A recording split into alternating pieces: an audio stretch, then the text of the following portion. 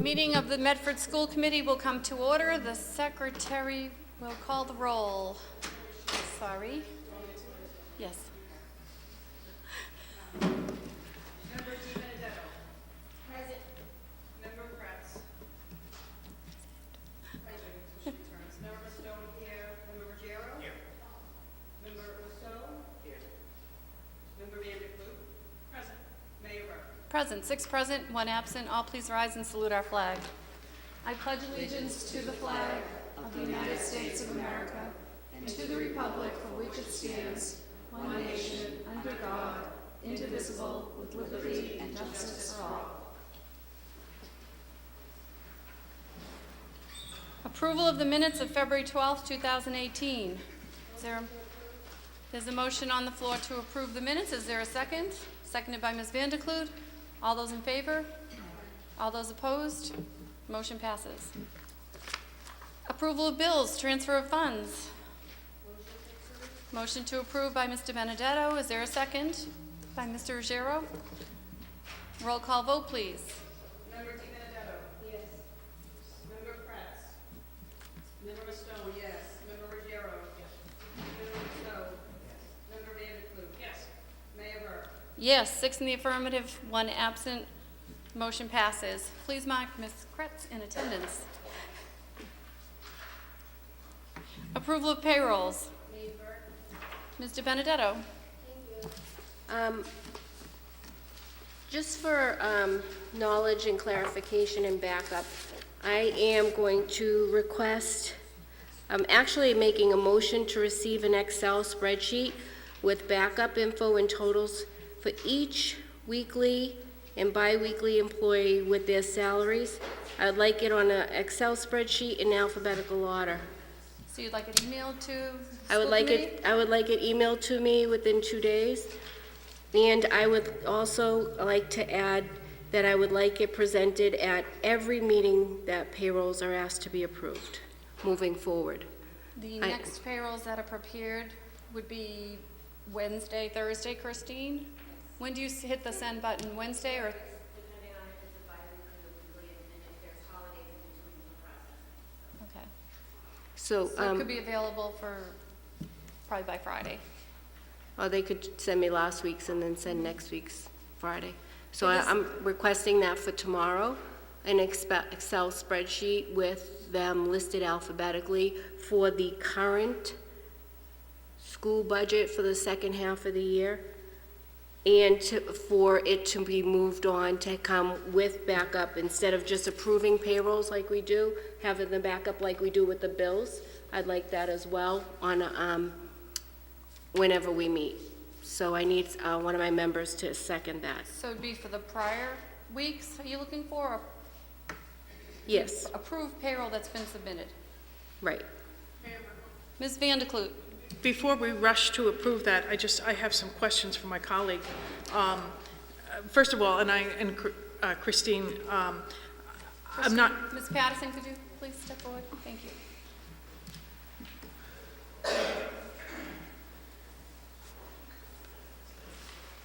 is that something you can easily get to us, or is this going to cause a great deal more work? Well, this is going to be very cumbersome. The biweekly payroll is approximately a phone book worth of backup material. So this will take a lot more time to prepare and have available, as there's a lot of detail that goes into a payroll processing. So I'll amend my motion to have the electronic version for now in an Excel file. And then you can present the backup at the next meeting. So that gives you plenty of time. So as of tomorrow, you can just send me the Excel spreadsheet with the names alphabetically, with the current payroll, what their salary is, all of that. So I have the backup, because I'm approving stuff every week, and not one of us sees it. Just like with the bills, Kathy goes No, and Ms. sees. Secretary. Oh, Ms. Kretz. I'm confused because I sign the bills every week and I see every single invoice and not payroll. I'm Payroll? asking for payroll amounts. People's payroll, I want to see that, not bills. Mayor Burke?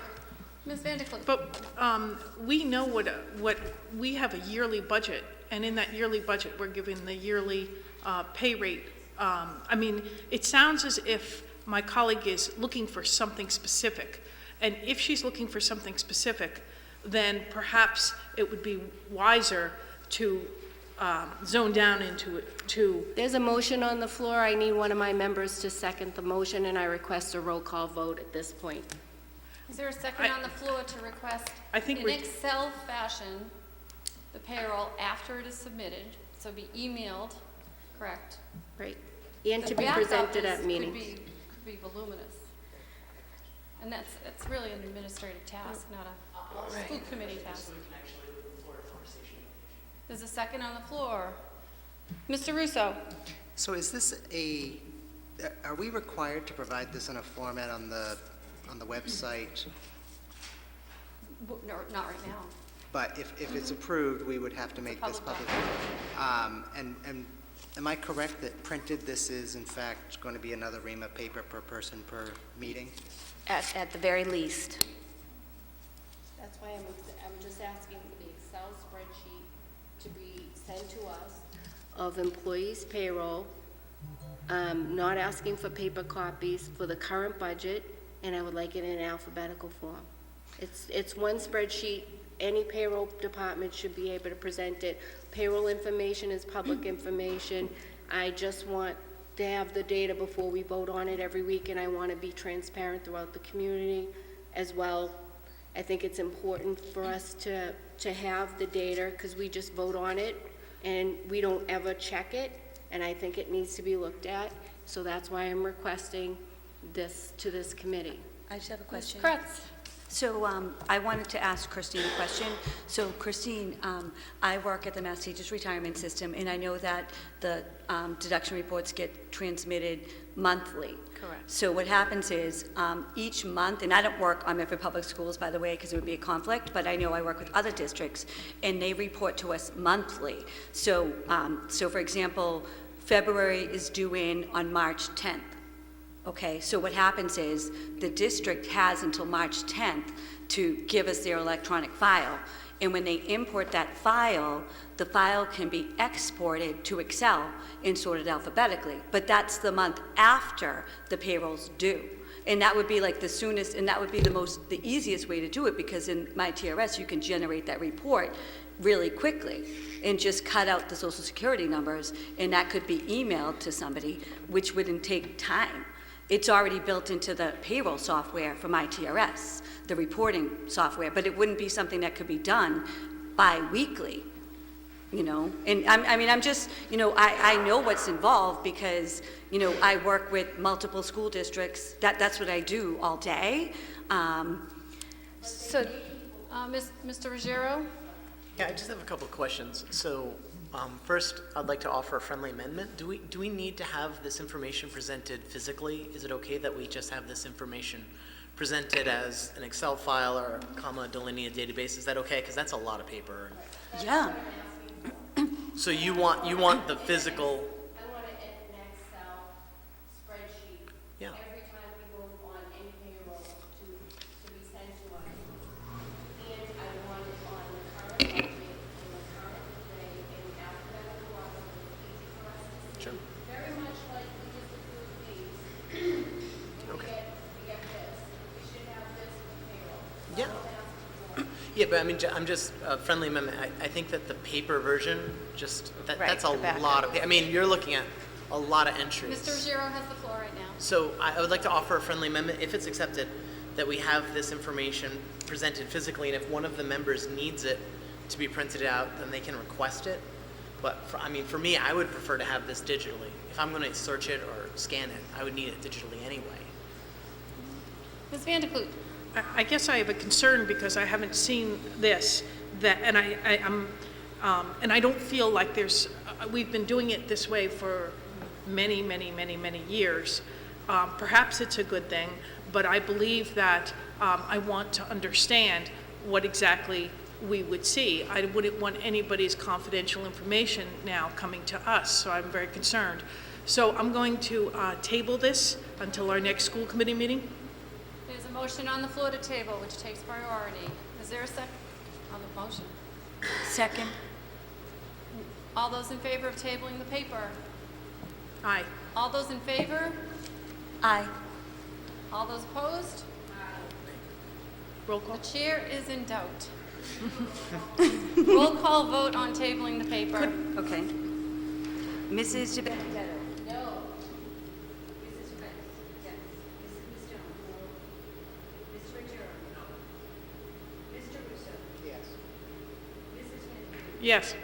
Mayor Burke? Yes, in a vote of 3 in the affirmative, 4 in the negative, 4 in the affirmative, 3 in the negative, the motion is tabled. Report of secretary. Yes, I have a report. So I have a report to share with the committee regarding the expenditure report. When you see the vendor name, WB Mason, the line item description only references telephones. However, the function code represents other expense. A review of all account structures and descriptors will take place over the summer with the finance director and city auditor to update as needed. Going forward, this won't be an issue for WB Mason when you see telephones, which you might see it right now on the report on page 5 of 9. You'll see telephones. Going forward, it will show up as telephone other expenditures. But this is just one of the items that is, one of the fixes that they're going to be doing with the descriptor updates over the summer. And currently, the auditor and the finance director actually corrected that one. So I just wanted to point that out. And during the month of February, I signed batches for invoices related to heating, electricity, pupil transportation, educational supplies, piano tuning, and repairs. That was something that caught my eye. Paulette and Paul, because we were at the concert, and we kind of heard that the piano needed a tune-up, so I wanted to mention that. I saw the invoice and I signed it. So, yep, and many more, many more, so just wanted to share that. Okay, thank you. Is there a motion on the floor to accept the report and place it on file? So moved by Ms. Vandekloot. Is there a second? By Ms. Mustone. All those in favor? All those Aye. opposed? Motion passes. Community participation. Ms. Melanie McLaughlin, CPAC presentation.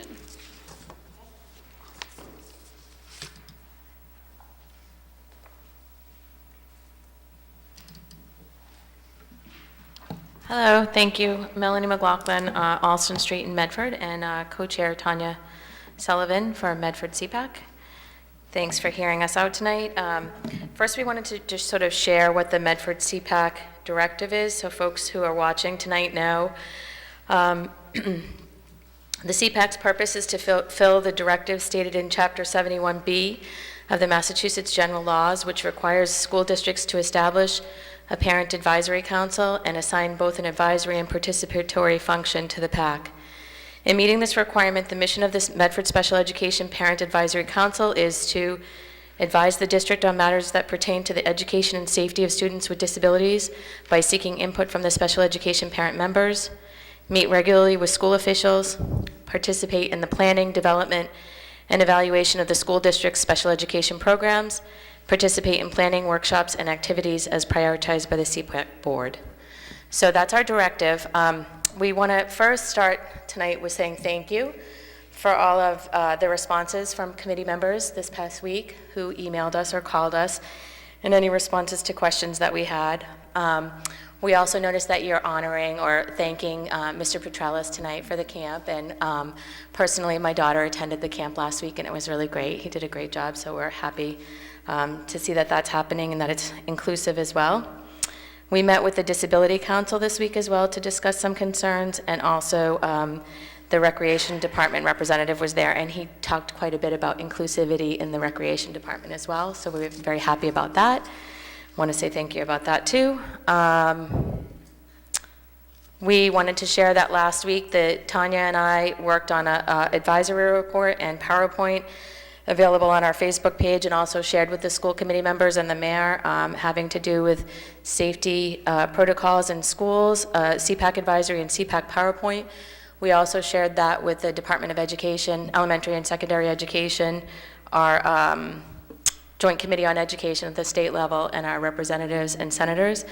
And we spoke with Desi last week. We're happy to report that next week, during the Special Education Advisory Council to the Commissioner, we will be working on drafting a letter for recommendations for all schools on safety protocols in our schools, particularly to our population, which we're very pleased with. And we also met with our representative this week and are going to be exploring additional issues around that. So we wanted folks to know. We have an upcoming meeting a week from this Wednesday, so March 14th, 7 and 9 p.m. on emergency preparedness in schools. And we want to make sure that folks know that this is for everyone in the district. It's an inclusive event. It is not specific to any incident.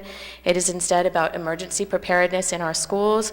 We were able to secure so far a DESE emergency preparedness expert, Ann Gilligan, who's going to come and speak with us as part of a panel, the Medford Police Department, Medford Fire Department, and a first responder who deals specifically with ALEC training, which is regarding autism and law enforcement training. And that first responder has also been doing trainings for mental health and first aid. So for folks who have mental health needs and first aid concerns, so they'll be a part of the panel. We're respectfully requesting that the school has someone on the panel as well, and hopefully maybe someone from the Disability Council or someone from the city on the panel as well, just to create a positive conversation around some of these needs in our district and across the state.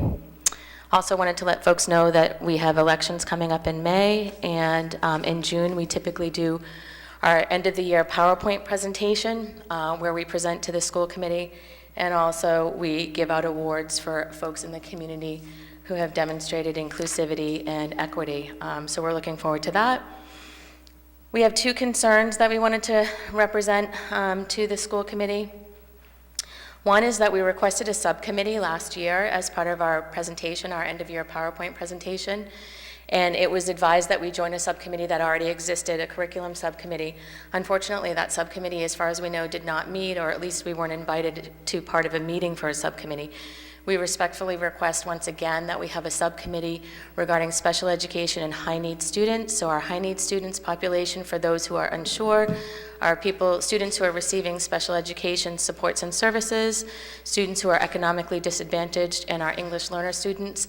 And as you can imagine, there's intersectionality with all of those. So we'd love a subcommittee regarding that. And then it has been brought to our attention over the past, I don't know, probably a year or more, that there's been some concerns of disciplinary action at the McGlynn preschool level in terms of inclusivity and activity at the McGlynn preschool. We want to ensure that the McGlynn preschool staff has the appropriate supports in place to be able to attend to students of all needs. They receive an inclusive preschool learning environment grant, which requires a minimum of 3 and not more than 5 students with disabilities in the classroom. And some students, we're getting reports of some students spending an extensive amount of time at the principal's office in terms of behavior and discipline. And we wanted to bring that to folks' attention because that's a concern. We want to make sure that the McGlynn preschool has what they need to be inclusive, especially in light of the fact that they're receiving a state grant for inclusivity. And that's it. Thank you. Alrighty. Thank you very much, Ms. McLaughlin. She has requested that a paper be sent to the curriculum subcommittee, which Ms. DiBenedetto is chairing this year. Ms. Vanderkluge. So first, I know that you guys did a lot of work over the past weekends, and I appreciate that. I am a little concerned, and whatever, the school committee last week also voted that we wanted to set up a parent advisory committee on security. So I want to make sure that we're working, that your group is working in tandem with that. I don't think we've yet appointed anybody, but I just want to make sure. I mean, if we did have any idea who was going to be on that, it would sure make sense for them to attend next Wednesday. Melanie, I do need, as the former curriculum, I do want to point out that you and I had talked many times, and it was really tough to schedule a meeting, and we have emails where back and forth. So I think that we should go ahead now and send it to the curriculum committee again, which now Erin is the head of it, and maybe we'll have better luck this year. But I just need to say, you and I talked many times, and I could show you those emails too. Okay? Thank you. I don't think we need to see the emails, but I do appreciate your response, and it's just that it's been almost a year, so we're very concerned. We requested it last January. Thank you very much. On the motion that this paper be sent to subcommittee, Mr. Benedetto. Thank you. First of all, I don't think that this should be joined to another committee. I'm happy to work on this, but I think that this issue, and I'm not sure, we could have already voted on that, and I'm not remembering at this moment. Well, we had respectfully requested that it be a separate committee, but we're told that there was so many committees that we had to go under another committee, and that was part of our concern, is that we actually do feel that it should be a distinct committee. So I'd like to make a motion for this to be a separate committee because curriculum is already a K through 12 curriculum is a very vast subject area, and so is this. And I don't want either to get overwhelmed by the other, or maybe that's not a correct word, but you know, it's been a long week. So I just want to make sure both areas get the attention that they deserve. And parts of what you're asking for does relate to curriculum, but not all of it. Correct. So I'm not sure that that's appropriate. So I'd like to make a motion at this point to add a special committee for this. And we have a new committee, new school committee since January. So I think these members have a right to weigh in on what their opinion is on this. Ms. Van der Kloot. I actually concur because I saw the difficulty in trying to do it as a curriculum. The reason why we didn't, just to remind people, was because there's 6 of us and we each have one subcommittee, and then I think in the past it was, well, everybody wanted to be on that subcommittee. We've now already had differentiated with a subcommittee for selection committee, so I actually think that doing a separate committee makes a lot of sense. Mr. Ruggiero. I just wanted to present that motion before Member Aaron Benedetto. So Are there any thank you. members that would like to serve on this? Mr. Russo? Oh, goodness, okay. That's the problem. Wait, now, let's pull out the people that are on the search committee. Okay, that takes care of you, too. 1, 2, 3? Okay. Erin, no? Oh, yeah, I'm sorry. I was. All right, we will pick 3 and let you know. Thank you very much. Thank you very much. On the motion, this be sent to the Subcommittee on Special Education. All those in favor? Aye. Aye. All those opposed? Motion passes. Ms. Kretz, would you like to make a motion to suspend the rules so that we could have an individual come forward that you recommended for? Yes, I'd like to suspend the rules to have Anthony, is that right? Yeah. The first paper under new business. Yeah, oh, okay, sure. There's a motion on the floor for suspension of the rules. Is there a Yes. second? Second. By Ms. Van der Kloot. All those in favor? Aye. All those opposed? Suspension is granted. New business. Be it resolved that the Medford School Committee express its sincere gratitude to elementary teacher Anthony Petrellis on his handling of the children at the February vacation camp last week. Mr. Petrellis, could you come forward, please? Ms. Kretz, would you like to Yes. speak on his behalf? Yes. Welcome. Hi. Thank you. Hello, Anthony. Hi. Thank you for coming this evening. I sent a special message to Mayor Burke because I received a message from a parent who was very gracious for everything that you did last week. And I'll just read the email that I got. Good evening, Mrs. Kretz. I wanted to send you something positive from all this mess that's since been unfolding. As you know, the high school was the home of February camp and also was swept yesterday as it was filled with the campers. I would really like to give a huge shout out to Anthony Petrellis. My son is working as a counselor this week with Anthony. He's a 10th grader at the high school. Anthony was informed shortly before the sweep was happening, and he quickly got a plan together and met with counselors to have a game plan. They kept these kids extra busy and occupied them in multiple activities during the process. Her son, I'm not going to mention names, said most of the kids had no idea what was going on because of the plan Anthony came up with. He said the few that did know were minimally scared or nervous. Just wanted Anthony to get some credit for what could have been a huge disaster. I feel because explaining to younger children what the difference between precautions is and when they see dogs and multiple cops in cop cars, well, you get what I'm saying. So Anthony, I just want to, thank you from the bottom of my heart for doing, such a great job at the camp with all the kids and keeping everything under control. And I know my son has worked with you over the summer. summer, and, you know, you're just an incredible counselor, and the way that you handle kids is incredible, and it's just, it's a very difficult job, and you do it extremely well. And I want to thank you very, very much. Thank you.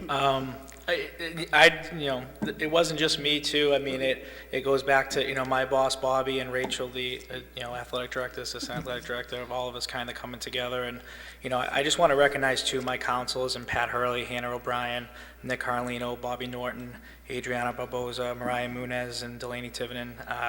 They all were awesome. You know, we came up with the plan, but they're the one who really kind of executed it. So I want to give them, you know, most of the credit there. It's all of us. So thank you. I appreciate that very much. And yeah, I'm glad that, you know, that everyone was safe and everything was okay. So thank you. Yep. And thank you, everybody else who helped out. We really appreciate it. Thank you very much. Thank you so much. Thank you, Anthony.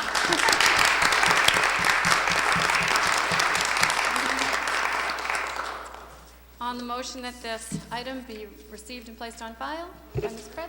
Yes. Mr. Benedetto, I'm sorry. Thank you. I just wanted to say thank you to Anthony and all the people in the schools recently keeping our children safe and moving forward. I also would like to know like more about the camp, so that way other people in the community know about it. How many kids attended, how is it advertised, what the cost is. I'd like to see the breakdown of the financials of these camps, so that way maybe we could offer more. So I'm gonna ask for a motion to see the financials on these extracurricular programs that we run, so that way we can look at our budget and make more opportunities. So there's a motion on the floor as well. Okay. Yeah, sure. We can get a copy of that. I'm not really the person in charge of that. No, but, that wouldn't be you. But, you know, it's advertised through the schools. So basically, you know, a flyer will go out. I think we put it out right after the new year to all the schools, and every class and every kid receives them. So I'm able to get somebody from every school to kind of hand them out, put them in the teachers' mailboxes. And, you know, most of their registration forms are handed in prior to camp. Anybody who comes the day of the sign up, we basically take the information down, put it on a spreadsheet, so we have contact information, name, address, and so on. And usually, you know, Monday is kind of, well, the beginning of it's kind of, you never know what you're going to get of how many walk-ins come in, but we always put a few extra bodies on to kind of anticipate that, so. How many students did you have participate? So we had 55 who pre-registered, I believe, and I want to say we probably had about another 10 or 15. I could be wrong. I mean, it's somewhere around there, but I Yeah. know we were close to 70, about 70, somewhere around there, yeah. That's This is your great. first February? No, vacation? we've been doing Second? this for about 10 years, I Really? would say, yeah. I mean, when it first started off, we were maybe lucky to crack double digits, you know, so it's kind of grown a lot over the years. I think the summer camp has a lot to play with that as well, so. I also think that parents working, it's a great thing that we can offer, and Yeah. that's why I wanted the financials to make sure that, you know, we're giving it to as many students as we can, especially if they feel like they can't afford it. But if we know what the financials of the program are, we Yeah. can do some financial help to families that we might think Yeah. would benefit from coming. Yeah. Do you know what the cost is for the camp? So for vacation camps, they're typically $125 for the week. That's amazing. That includes breakfast. During the summer, it's a little bit more, it's $145 a week, but that includes breakfast every day and also includes pizza on Fridays. And it includes, you know, some sort of indoor, something that comes to us on site during the week as well, usually like a Wednesday or a Thursday. Mayor, if I could continue. Thank you. I think the programs are so beneficial to our families and our community, and I appreciate you running these year after year. Do parents sign up through community schools, or is it handled differently? And that might be not a question for you. It might be a question to either Deputy Superintendent or for Kirsten, our financial person, of how we handle this, because I want to make sure we give this opportunity to as many students in the community or families in the community that we can, even if we have to subsidize in some way. Yeah, usually I know it's ran through community schools and it's posted on the Medford website. So it's usually one of the first links on there when we put it out. And as I said, for vacation and summer, when we get the information together, we send it out to all the schools immediately. You know, and usually the beginning of the summer, it's a little bit slower. I think, you know, families kind of go away, and then after that 4th of July is typically when it really starts to pick up. So to you, Mayor Burke, would this be moving under the recreation person, or would it stay No, under this is community standalone schools? with community Yeah, I'm schools. just curious as how these things are gonna work, and I They'll really. work collaboratively. Right, Over programming, because we don't want to take away from Anthony and the community schools program. Right. We're trying to augment programming, so certainly this will stay intact. so I'd like to make a motion to review these programs and see how, make sure they're in the black, and if they are, how we can help So benefit you'd like to families. review This program, as well as any, programs similar to this. I don't know exactly the whole list of them, but I want to make sure we open up opportunities to more families. So there's a motion on the floor to have all of these, maybe the whole account for community schools. I know that's coming before us at the end of the month, but if they could break down these type of things within it, so we can really give, our school social workers and adjustment counselors might know families that could benefit from this, and if we know we have the staff already in place, that we can work with them and get them in there if we're already paying staff and we Yeah, have the room. we do try to assist different schools, we do get in touch with the principals and see if there's families that are in need and, Right. what we can do to try to help out and so on, so. Right. Yeah, there's definitely a process as far as that goes, but, yeah, I mean, anything to help anybody else is obviously beneficial too. So I'm asking for the review of I think it's the 362 account, the community schools account, to be presented to the school committee so we could see these types of programming that we're offering. Mr. Russo? Thank you. Is there any capacity issues, or, I mean, you're not turning anybody away? No, I mean, we used to be at the Columbus School, and I think our program got so big that we had to move to a bigger site, so I mean, that's the positive behind that. But as far as capacity, no, we've never shut it off to any person saying, oh, we're at capacity, or we're at limit. For anything, we just try to hire more people, if that was the case, to kind of have a better, student, person, and teacher ratio, counselor ratio. Thank you. Yeah. Ms. Vanderklut? Anthony, thanks for your good work last week. We really appreciate it. We didn't expect anything less from you, though, so. Oh, thank you. Thank you Appreciate so that. much. Thank In terms of the vacation week camps, are we doing another one in April? I'm not too sure. I do like to take a week off because I do work the entire summer too. So I'm not too sure to answer that question right now. I'll know shortly whether I'll do it or not. Yeah. Last year was the first April vacation. I didn't do it in 10 years. Just because I wanted That's to what I was thinking. enjoy my April time was off the a little bit Right. too. I certainly understand that, but Yeah. it may be that we should look at to see if there's someone else who could do it, since it does fulfill a need in our community at this point. And I was curious, during the winter, February vacation, did the students use the pool? No, typically during the vacation camps, we don't use the pool. We never really have. During the summer, we use it full-time, but, it's so cold outside sometimes. I mean, we were lucky this February break, we had a couple Right. 60-degree days, but typically we're out in the snow sledding down the hills in February, so it was a little different this February with warm weather. Okay, Yeah. thanks very much. Yeah, of course. Thank you. Okay. There's a motion on the floor to request the finances for the summer February camp program. There's a motion. Is there a second?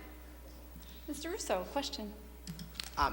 These are finances that are just part of the school system, right? Yes. Anthony's not It's going a to be... program, and, Okay, no. thank you. Christine can whip it out pretty quickly. It actually goes through community schools. If it could be presented with the community schools budget that's coming before us, I think by the end of this month, is what my notes said from our last meeting. I'd be happy with that, and a breakdown of the different programs. Yes. In that fashion. On the motion, as seconded by Mr. Russo, all those in favor? Aye. All those opposed? Motion passes. Thank you, Anthony. Is there a motion to revert to the regular order of business by Ms. Kretz, seconded by Mr. Ruggiero? Report on elementary, response to intervention. Well, Ms. Good Nelson. evening, Mayor Burke, members of the school committee. Diane Caldwell, our assistant superintendent, has prepared a report to update the committee on the implementation of RTI. This is a very important initiative. A lot of progress has been done. A lot of work has been done by Diane and the teachers. And again, Diane, if you want to share the progress to date and plans moving forward. Ms. Caldwell. Thank you. Good evening, everyone. So as you know, we've been working hard implementing RTI in grade 1. We have different scenarios for a response to intervention at the various schools. Some schools are doing it full force, all in. Everyone in grade 1 is doing it, and some Title I teachers are doing it, and in other buildings, it's just the literacy teachers as well as the grade 1 teachers. We actually are piloting an assessment tool called Renaissance Star Literacy, but our teachers are also using the DRA, Fountas Pinnell, Words Their Way, and of course, teacher recommendation to see what students might need some extra help. We have provided professional development in Renaissance. We did that in October with our grade 1 teachers and literacy specialists at the high school. We met for about 3 to 5 hours because we want to take a look closely at this to see if this meets our needs. In addition, we have provided professional development in response to intervention through Teachers 21. That was done in November. We had hoped to do some more professional development in March, but as you know, we had to change our March Professional Development Day.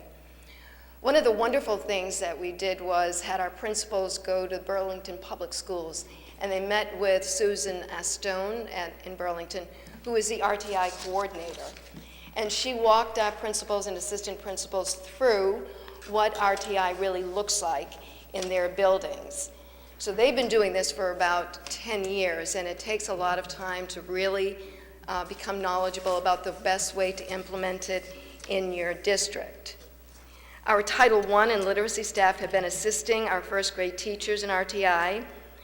I have shown you and given to you a clear vision, identified a screening tool, and it was Star Literacy to get started. We are progress monitoring our students, so every 6 to 8 weeks we're looking at our children to see what progress is being made. And we are providing intensive tiers or change in different strategies with our kids. However, we're only in the beginning stages, so we're still continuing to look at this. Last week, Dr. Chiesa, myself, the principals, and our grade 1 staff met to discuss how things are going after a month or so in their rooms. They're finding Renaissance a difficult tool to utilize, so we have to look more closely at that. There's a recommendation perhaps to use assessment tools that they're familiar with, such as DRA or Fountas Pinnell, in addition to Words Their Way for next year.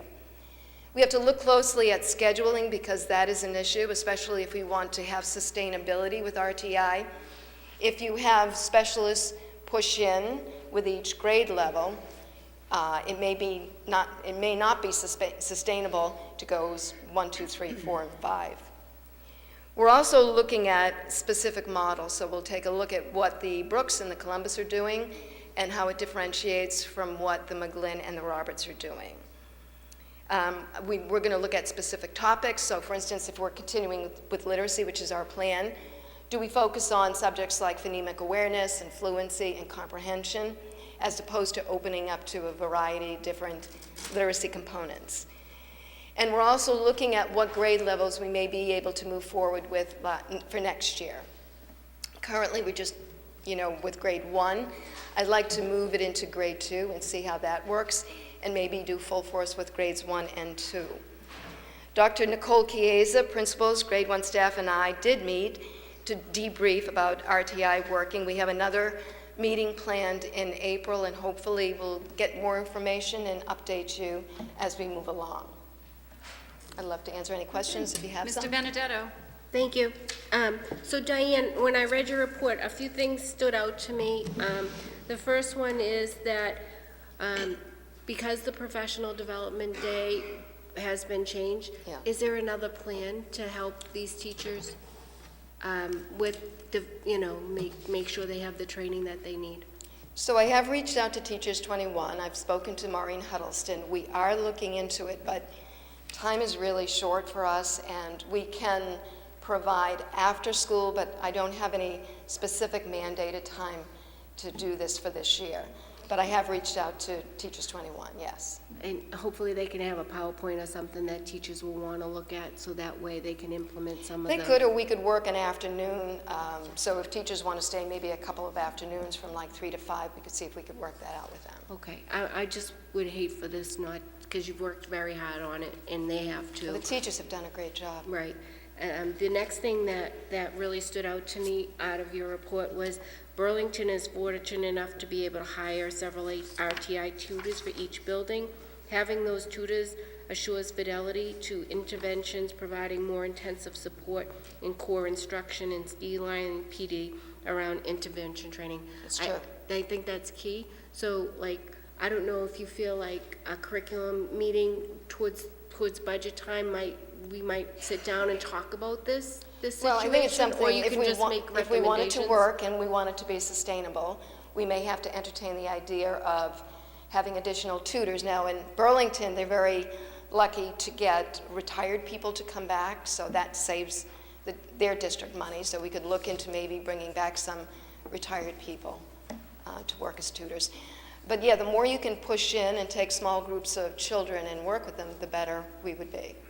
All right, so I just want to make sure we're ready for budget time and that, you know, your recommendations, I know that this was the year that you were going to see how it was working and make recommendations to the, because I know some of us were pushing for our TI teachers for this year, and we said we were piloting this and see how the data brought us.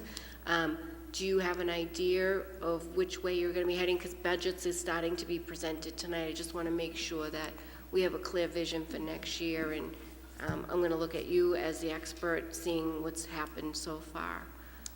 Well, I'm going to ask for the moon and then see what I get from that. I think that we owe it to our teachers and staff to give them the additional support that they need. So if I could ask for some additional RTI help in the schools, I would do that, yes. Okay, thank you. It's just good to know, so that way we're all thinking and preparing for that. Sure. Coming forward. Thank you for your report. Thank you. Mr. Russo, you're all set? Mr. Ruggiero?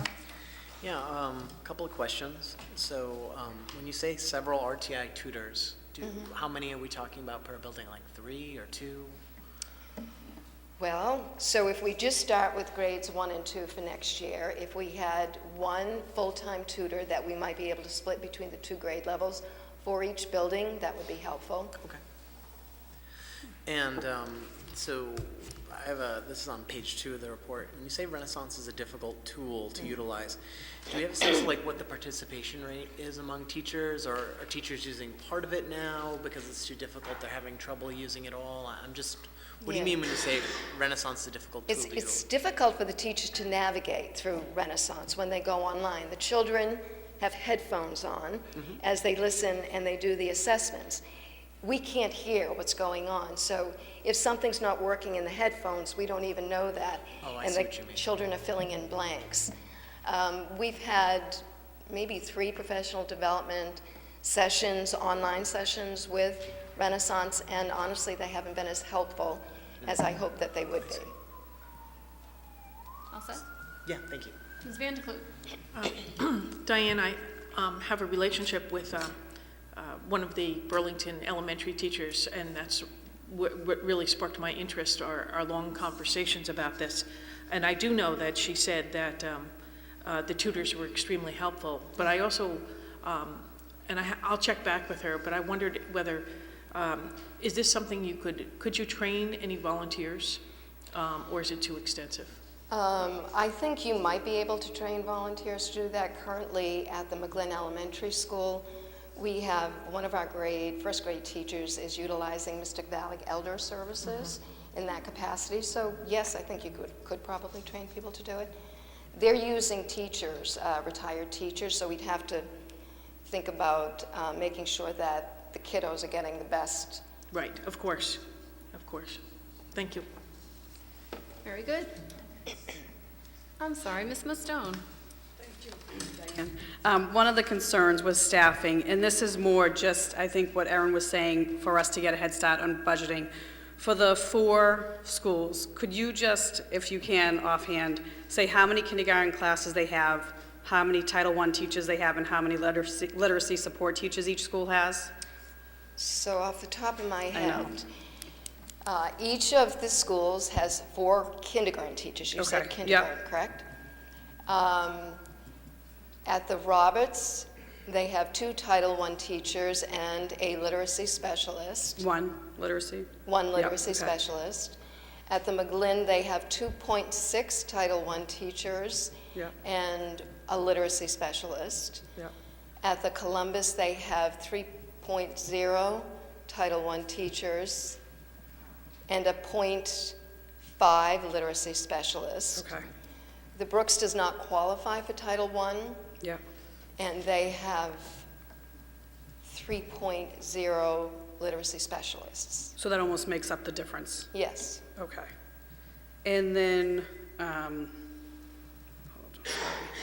With the other options, so the plan is not to pick Renaissance this year, that to try the Fountas Pinnell, or the words their way, next year to pilot? So I'm leaning towards either Fountas Pinnell or DRA2s. Our younger elementary grades use DRA2 and Words Their Way, so they're already familiar with that. Okay, But I would need monies to train our new staff, and I would need materials. okay, Not for every single teacher, because a lot of teacher already has their DRAs. okay. And then the comments, were they from a survey that all the grade 1 teachers took? I don't know where the comments came from. Well, the comments came from my meeting when I met with the Okay. teachers last Thursday Okay. afternoon. And all the grade 1 teachers were part of the meeting? Every single one of them, Oh, that's yes. great. They were all Okay. there, and the literacy specialists were there, and the principals were all there, along with Dr. Chiesa. Okay. So we don't have to move yet on Renaissance, because it's, from the comments, it doesn't seem like it's supported by many teachers. So we bought into Renaissance until August this year, because the grant went from August to August. Okay, So they're still using it, because Yes. the teachers said they still want to keep up with it. And I'll still continue with the professional development, but after, a short amount of time, I can get a feeling from the teachers, and we need to make sure it meets their needs, so okay, great. All right, thank you. you're welcome. Very good. Is there a motion to receive this report, place it on file by Mr. Yes. Ruggiero, seconded by Mr. Russo? All those in favor? Aye. All those opposed? Motion passes. Recommendation for approval of overnight field trip by McGlynn Middle School, grade 7. Ms. Nelson. The students in grade 7 have for many years participated in this environmental camp, which is located in Rhode Island. We're asking for the committee's approval for the trip. We realize that we should have perhaps done it earlier, but with the field trip policy changing and the edits and so on, again, we're asking for your permission based on the fact that the trip did get signatures back in January. I know that Mr. Zieri is here, Director of Science, who could speak to the benefits of the trip, and I believe Ms. Bellini, who helps to organize it, is with him tonight. So if you'd like to, again, talk about the trip, I believe all medical clearances have been vetted and that you're ready to go if we get approval. Good evening. Good evening, Madam Mayor and school committee members. I'm excited to be able to provide you with a recommendation to approve this overnight field trip. It's a one-night trip to Rhode Island, University of Rhode Island, an environmental trip. Ms. Bellini's worked pretty hard putting it together, trying to get all of the sort of back end of the trip prepared with her colleagues in the 7th grade. And all of the information that you have in front of you has been put together by her. And we're here just to answer any questions if you have them. Welcome. Mr. Benedetto. Thank you. I added up all the money, and it's $225 for this trip per student. Is that the right amount? No, Oh. so because we're going in March, it's a discounted rate, so it's actually $160 per student. Okay, so it's $160 per student? And is there any reduced rate for children on free or reduced lunch, or how do you do that? How do you know if a family's just struggling to be able to send their child? So we have some funding that was given to us by Ms. Liu from fundraising back in November, I believe, with the 5K race that she did. So we have some funds available to us, but that's kind of our limited supply of funding to assist with students that need that extra help. And how would people know that was available to them? I spoke with all the students individually and mentioned that at the meeting. Okay. And so I told them that if any of them need any financial assistance, to please come see myself or Ms. Haas, and we've been dealing with the students individually. Okay. Thank you. Very good. Motion to approve. There's a motion on the floor for approval. Ms. Vanderklut, did you want to speak on this? Could you please tell me how many students are signed up to go? Right now, we have 72 students, and I think that's the final number. So I gave them 90 as the basis off of what we had as an attendance last year. I think last year we had 88 kids going, but this year we have 72. Okay, thank you. I think it's great. Is there a second? Second. Okay, roll call vote, please. Mrs. DeBenedetto? Yes. Mrs. Frenchek? Mrs. Jones? Yes. Mr. Ruggiero? Yes.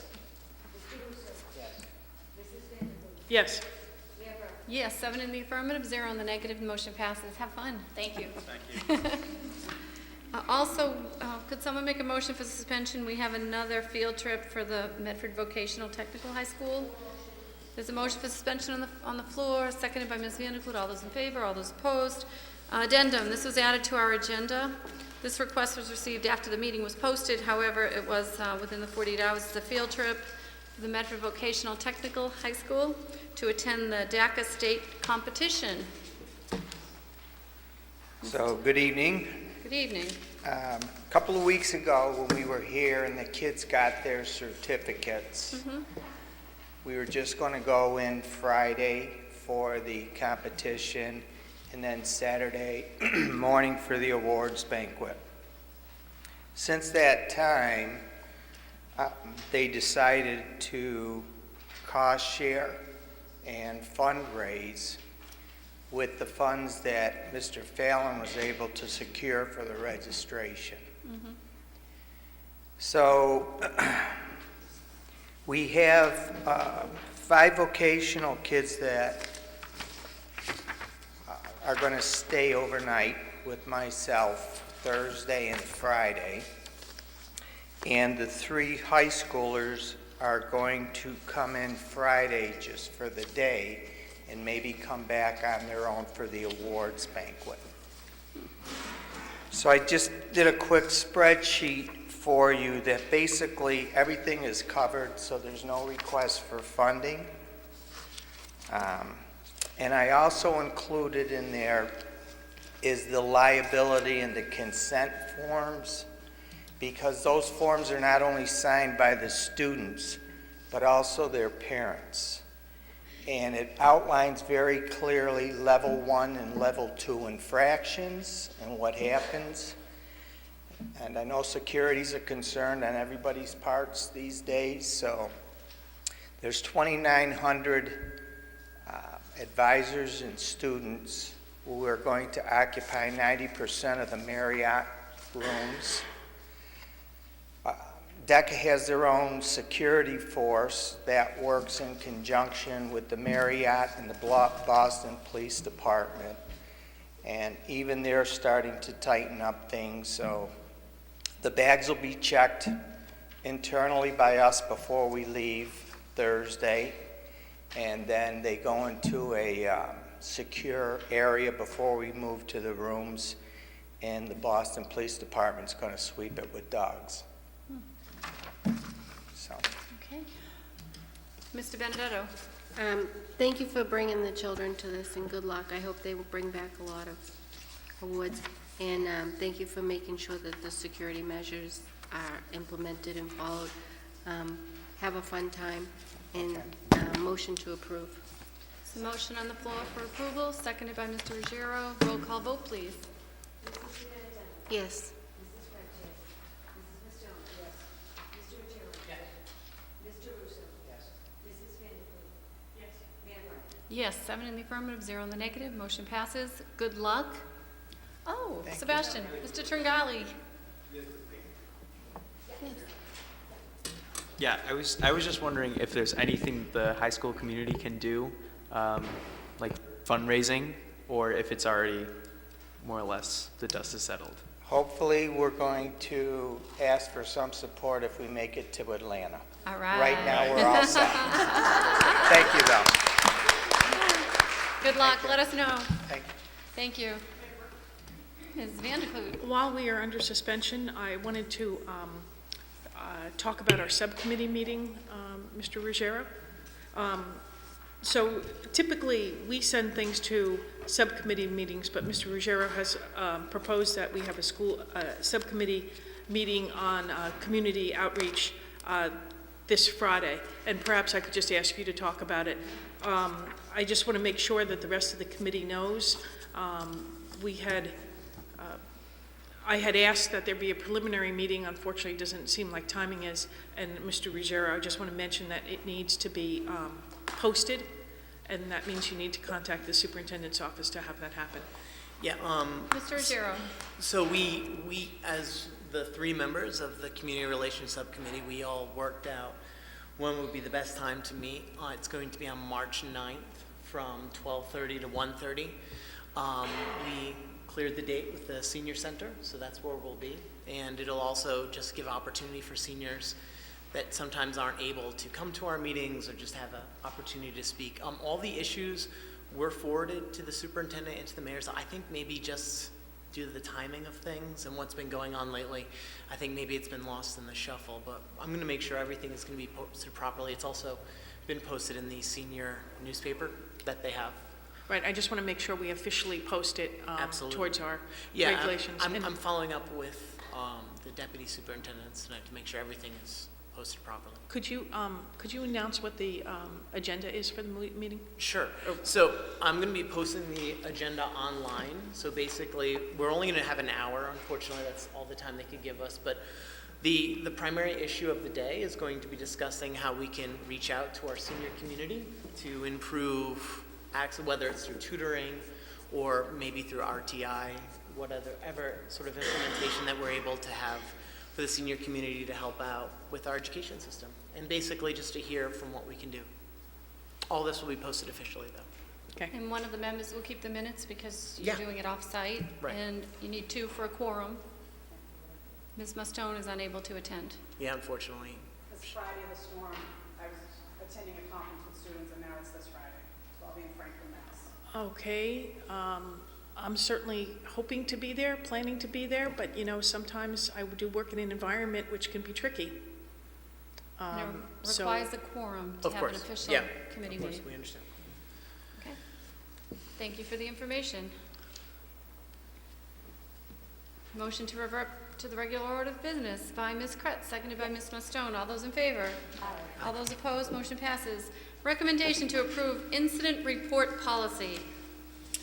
At our meeting on February 27th, the proposed new incident report policy was reviewed by the school committee.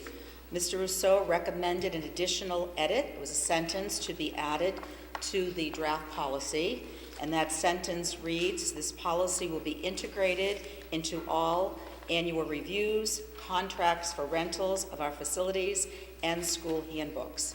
So the sentence has been added to the draft, and again, the recommendation is up to the committee. There's a Motion motion for approval by Ms. Mustone, Second. seconded by Ms. Vanderklut. Roll call vote, please. Policy. Ms. De Benedetto. Thank you. Could we please read the motion? The Could we motion read, or the incident report policy, just so the community knows oh, my glasses. moving forward? I know it's a long policy, but I think that the It's the people in our report that I read community are last watching, Tuesday. and they would benefit from hearing the policy. It is the report I read it at our meeting last week, but I will read it again. Thank you. Policy definitions: discovery, finding any object or observing any situation that applies to the safety and security of the school and/or school district which would negatively impact the well-being of students, faculty, and staff. Notification, verbal and/or written communication to the appropriate authority, including but not limited to the police department. Disposition, reporting of actions taken and conclusions reached that describe and explain the nature of the threat and/or behavior identified, as well as any recommendations that emerge from the investigation. The policy is, any individual who discovers an item, including but not limited to weapons, ammunition, explosives, drugs, any contraband items, shall notify the Medford Police Department immediately and inform the principal. If the principal cannot be reached, the individual who discovers the item should notify the superintendent of schools. This process will be in effect on a 24 hours a day, 7-day-a-week basis. As soon as possible, the principal shall prepare a written report surrounding the incident and submit to the superintendent of schools. The school administration will promptly notify parents of situations that may affect the well-being of students, faculty, and staff. These notifications will be done consistent with applicable law, regulations, and policies of the Medford schools. Additionally, principals are required to immediately notify the Office of the Superintendent of Schools about other incidents, including, but not limited to, accidents, fires, and suspension, expulsion of students. Written reports concerning the incidents must be submitted to the superintendent no later than the next day following the incident. The principal or his/her designee must also notify the mayor and members of the school committee as soon as possible. Upon disposition of the investigation, the superintendent, in conjunction with the police department, will provide an appropriate written report to the mayor, school committee, and principal.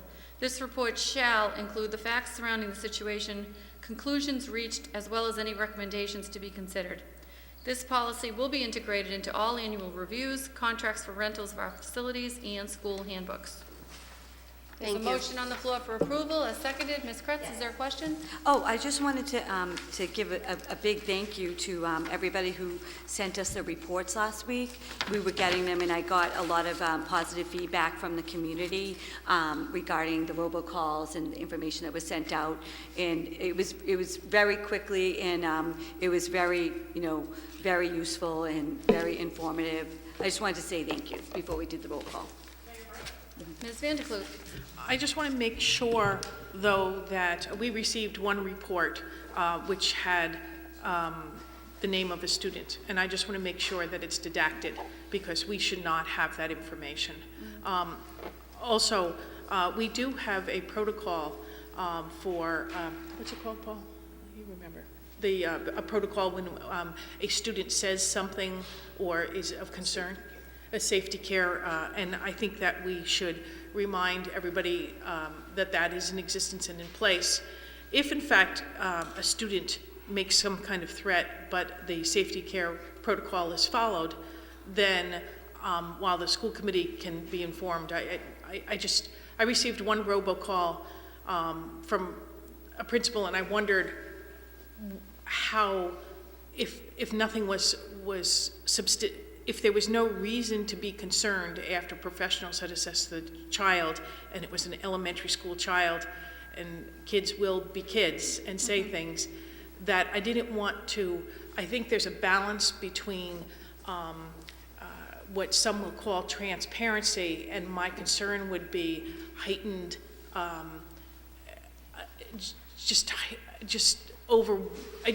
I'm just wondering where the line is, so it's not too much and it's not inappropriate, and that we're protecting our students appropriately. So I think it's a balance that we need to achieve. I think we probably need a little practice with it, but I do think that we put in place a couple of years ago the safety protocol for assessing situations, and I think that we need to make sure that we're sticking to that. And if nothing is determined, and it was by Elliott, then I don't think that there's a reason to alert every parent that a third grader said something, because sometimes third graders say something. I mean, they're kids. They're kids, and we have to recognize that too. In our concern about safety, we also need to be concerned about safety and worried about or realizing the impact on the fact that these are children. As always, Ms. Vanderkloot, very thoughtful comments, and actually today we had a meeting. Ms. Nelson was present, Dr. Perella, as well as our middle school principals, Mr. DeLever, and assistant principal, Ms. Liu, was present, and we discussed that exact item, because it seems that people are getting information that really isn't necessary. The overhearing of a child saying something and it being investigated, and it turns out to be simple, just talk between two youngsters. Certainly, a call out to the community isn't necessary. The school committee will continue to be informed of things that go on, but it certainly, there has to be some decision-making that happens. And I think, Ms. Nelson, were you going to? I was just going to say, we share that same concern, and we are currently, as Mayor Burke said, we met this morning, we're working out situations that really the robocall is needed, and other situations like the ones that you've identified where it's probably something that is not something we want to do. And again, we want to protect the identity of children, and we want to make sure that our schools are safe, but the robocalls can be overused. So we're working at a happy balance. Hopefully we'll have it resolved soon. So Thank there's you. a threat assessment matrix that has been incorporated into prior incidents. What we're going to add on is another column that talks about notification. So once they get through the boxes and they reach this, that yes, we need to inform the public and the teachers and the whole school system. And will you be bringing to that to us at our next meeting? Hopefully, we can get it done by then. That would be great. Thank you. There's a roll call vote on the floor for this policy, incident report policy. Mrs. Benedetto? Yes. Mrs. Fletcher? Mrs. Stone? Mr. Rogero? Yes. Mr. Russo? Yes. Mrs. Vanderpool? Yes. Mayor Burke? Yes, 7 in the affirmative, 0 in the negative, the motion passes. Report on Medford High School graduation and dropout rates. Ms. So, Nelson. The Department of Elementary and Secondary Education just released their report on graduation and dropout rates of all high schools in the Commonwealth. And Dr. Perella is here to share the good news about Medford, because we do have good news. Thank you, Dr. Perella. Good evening, colleagues. I'm very pleased to be presenting this report of significant increases in our graduation rate and improvement in our dropout rate. Before I do so, I'd like to provide some context. About 2 years ago, we noticed a slight dip, 0.8% in our graduation rate, and after doing some data analysis, we realized it was very likely due to a variety of factors, but primarily the 4th year of math requirement that we had just approved the year before that. So what we did in the interim is we spent a lot of time looking at the data, looking at how we could improve these two significant indicators. And what we did was we identified that we could do some targeted individual intervention. This is in conjunction with the guidance department and with central office, who provided additional tools such as online credit recovery capacity. And I'm very happy to report that our graduation rate from 2006 to 2016 was 84.7%. In 2016, it was 83.9%. With the interventions that were put in place, we were able to improve that to 90.3%. And that includes positive impacts on all the following subgroups as well. Students with disabilities rose 8.8%, low income 6.9%, students with high needs rose 8.5%, our African American Black population raised 13.9%, Asian 11.6%, Hispanic Latino 1.3%, and our white population at 2.9% increase. This also coincided with a significant drop in our dropout rate from a 3-year average of 3.6% to 2.7%. So we're very excited about these positive changes, and we do anticipate them to continue as we move forward. I'd be happy to answer any questions regarding this. Very nice. Mr. Benedetto. Thank you. Thank you for the report. It's great to see these increases.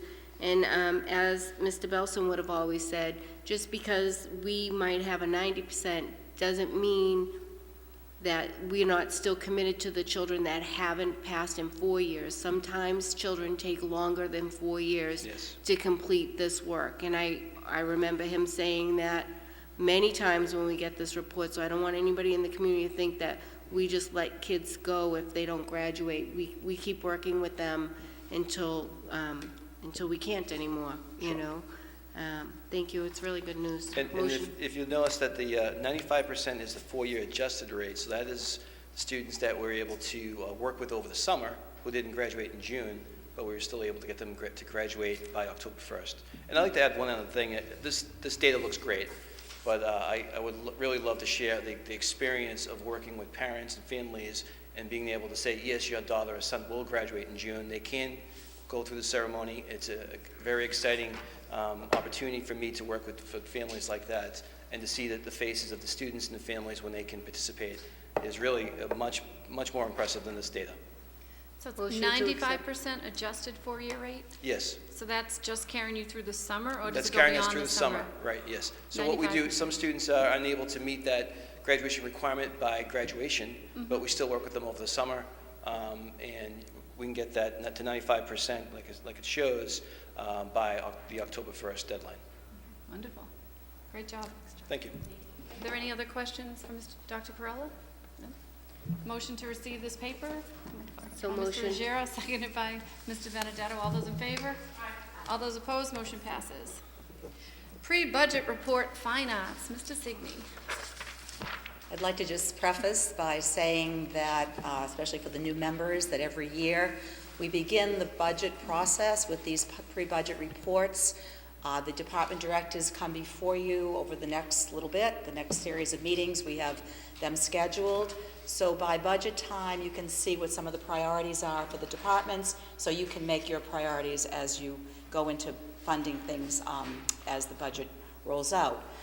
Again, Mr. Zigny's done a great job his first full year as Fine Arts Director, and he's here to present what's been going on briefly and also some of his needs moving forward. Very good. Thank you. Thank you. Good evening, everyone. Mr. Benedetto. Before Mr. Zigny starts, can I make a motion to receive our 17-18 budget in some kind of online format, so that way when people are presenting to us, we can review it easily and make notes, so that way. The binder? Well, I have the binder, and to see this with all the papers coming in, if it was electronically on a spreadsheet, that we could see like his department and what his budget was and what he's asking for, because throughout these meetings, it's weeks and weeks of these, you lose a paper and you're in trouble, like, so I'm making a motion that, I'm trying to get us more online and less paper and less binders, and so we can really look at the data at any time. So I'm making a request for this year's budget, the 17-18, or the second half of it, be presented to us in electronic format, so as we're getting these new papers. It's online. Is it broken down By in department. Not even by department, by subcategories in each department, so that way, like if Mr. Zigny asks for paper, which I know he's not, that the paper line is there? Mhm. Okay. Yeah. All right. Yep. So I'll look at It's that. online. Well, there's a motion on the floor to have it sent to us as committee members. Do you have it online? It's PDF downloadable, correct? It's a PDF Correct. download. PDF downloadable. Okay. Can we look forward and make steps to make sure that the next year's budget is in some type of electronic way, so that the committee can receive it and look at it as an active document throughout the school year for next year? I'm making a proposal. I just think that this is so hard to keep track of all these papers in each department as they come forward, and we can make notes next to them as they're presenting. It would be really helpful. I just have one question, because if we have last year's budget, it will not reflect the needs moving forward. Would it make more sense to send electronically the one-page summary that goes back to this year and then moves forward to this year? Because, again, you won't have in the report of last year's budget what the request is for this year. So to we get could this we could send one electronically. page electronically for all the departments when they prepare them, and then you'd have last year and this year's side by side. And you could keep it in a file on your computer. That would work. I'll bring this up when we talk about at our next meeting. It's just something to think about moving forward. I really want more electronic documentation and less books in front of us, and ways to bring us forward, so that way we can keep track of things as they're presented throughout the school year. Budget updates as well, so we have it all in one area. It's just so much easier than trying to go back to meetings and stuff. There's a dinging. Something's dinging. Can you hear it? My mother-in-law's in the hospital, so Oh, I'm sorry. That's what I'm hearing? Yeah, I have to just keep hear my phone dinging on and today. I don't know where it's coming from. My mother-in-law's very ill, I'm so sorry. I'm getting updates on her. I've been there all weekend. Sorry for the inconvenience. Mr. Ruggiero. Yeah, I think that it would be very useful for us as a committee to actually have something that's machine readable as well. Just having a PDF is not as useful as having something that is, where the data can actually be read. And I also think it'd be great for us to have an easy way to visualize the budget, whether it's a pie chart people can click on. I'm happy to do a lot of the visualization work. I just need the data that's machine readable, because I'm not gonna data entry it all step by step. Thank you. We can certainly download it to a data CSV file. Yeah, So, then Yeah. we can do a lot of great stuff with that. Ms. Kretz? Yes, I have a question. I mean, I know a lot of people are talking about going electronic, and I think it's fantastic. Is there going to be a plan for the school committee members to get like tablets or iPads? You know, I mean, I have my phone, but, you know, It's so hard that to do we have it big things on to your phone. view electronically. We did talk about that, and Yeah. I believe we moved it into your committee to discuss a means for us to go paper-free, and that's being thought about. So in the By the interim, subcommittee. like, until we have those devices, are the people who don't have the laptops going to get their paper copy? Yes, well, Okay. the paper copy is here. Right. So we're getting the paper copy that she's requested, and then there, online, there's the big document is online as well for last year. Yeah. Non-confidential material, posting it on Facebook. I know that's not perfect right now. I also started off like a school committee Facebook page for Medford. We can all talk about how we want to address that as well. But if you ever want me to send you the digital copies, that's what I'm living off of right now. But I don't, once again, it's not machine readable, so if the PDFs could actually have the text on there, that would be fun. Mr. Zigny, welcome. He's patient. Welcome. Sorry for digressing. Not a problem. Are we ready? Yes. Okay. Quick overview of department, what we do. At the elementary level for music, K through 5, all students get a weekly general music class. And also we have the after-school Troublemakers chorus. I got to hear them giving a rousing rendition of Don't Stop Believing as I left the school today. Ms. Turner meets with them on Monday afternoons at the high school. String program starts in 4th grade, and a band program starts in 5th. So kids who might play violin in 4th grade, as they move on, they can either continue in 5th grade, or a lot of them like to switch to band. But that's what's happening at the elementary level. The middle school, both middle schools have general music, as well as band and orchestra twice a week, and the McGlynn Middle School has chorus. And at the high school, we've been able to expand our offerings over the last couple of years, which is great.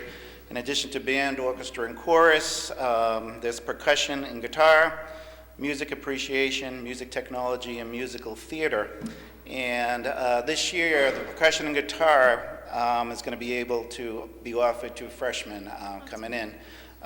We made a lot of adjustments and looked at the scheduling and made a lot of, I think, improvements and moved things around. So there'll be more opportunity for the 8th graders coming into as 9th graders to take more music classes as well as art classes. They'll also be able to take either comprehensive art or art appreciation. So all of those will be open to freshmen.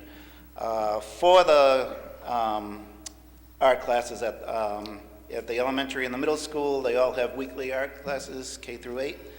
And at the high school, there's ceramics, sculpture, drawing, AP 2D design, comprehensive art, and art appreciation and practice. So we have a lot of different offerings in the department. This past year, a lot of budget money in the music side of it went for performance sheet music, instrument repair and replacement, piano tuning, classroom instruments, and actually most importantly, curriculum materials.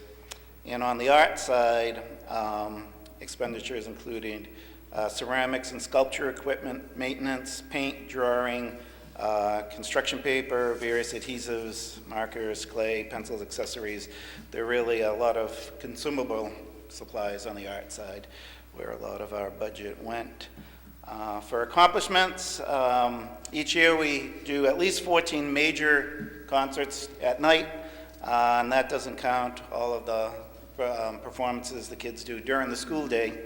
I think we give more concerts than any other, which one has to do with the size of our theater, but two, I think it's good. And Because I outside know- events. And outside events that you come to. Absolutely, absolutely. And a lot of other communities might do just one big one in the winter, one big one in the spring, and it lasts 3 hours, and each group only plays a couple of pieces, and I think this way the kids get a lot more out of it, and it's actually to the credit of the teachers, not only who teach these specific ensembles, but who also come just to help out so that we can present all of these concerts. The Medford High School Band, they won 9 trophies at 6 competitions.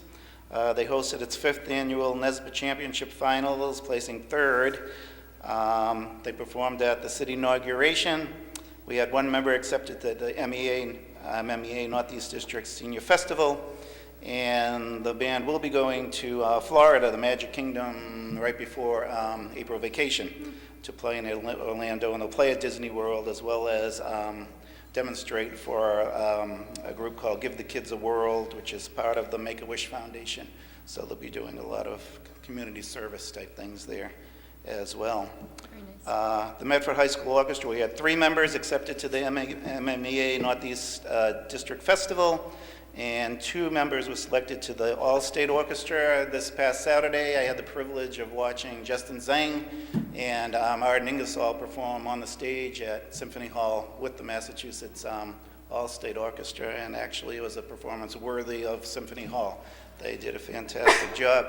And I'd like to actually publicly thank Justin Zhang's mom, Jane, because she took Thursday off from work, Friday off from work, because we needed to send a chaperone, and she was our representative and was there all day Thursday night, all day Friday night, and most of the day Saturday, being our representative and watching out for the kids. And it was huge help to me and the department, and we really appreciated that. So it was a really great experience for all of the kids.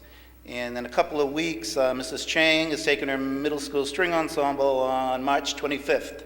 They'll be competing at the King Philip Regional High School in Rentham for their annual Micah Festival. And hopefully they brought home many medals over the years, and hopefully we'll be getting one more. On the art side of it, and among the many things the art teachers do, there's all kinds of displays, not only in the schools, but around the city.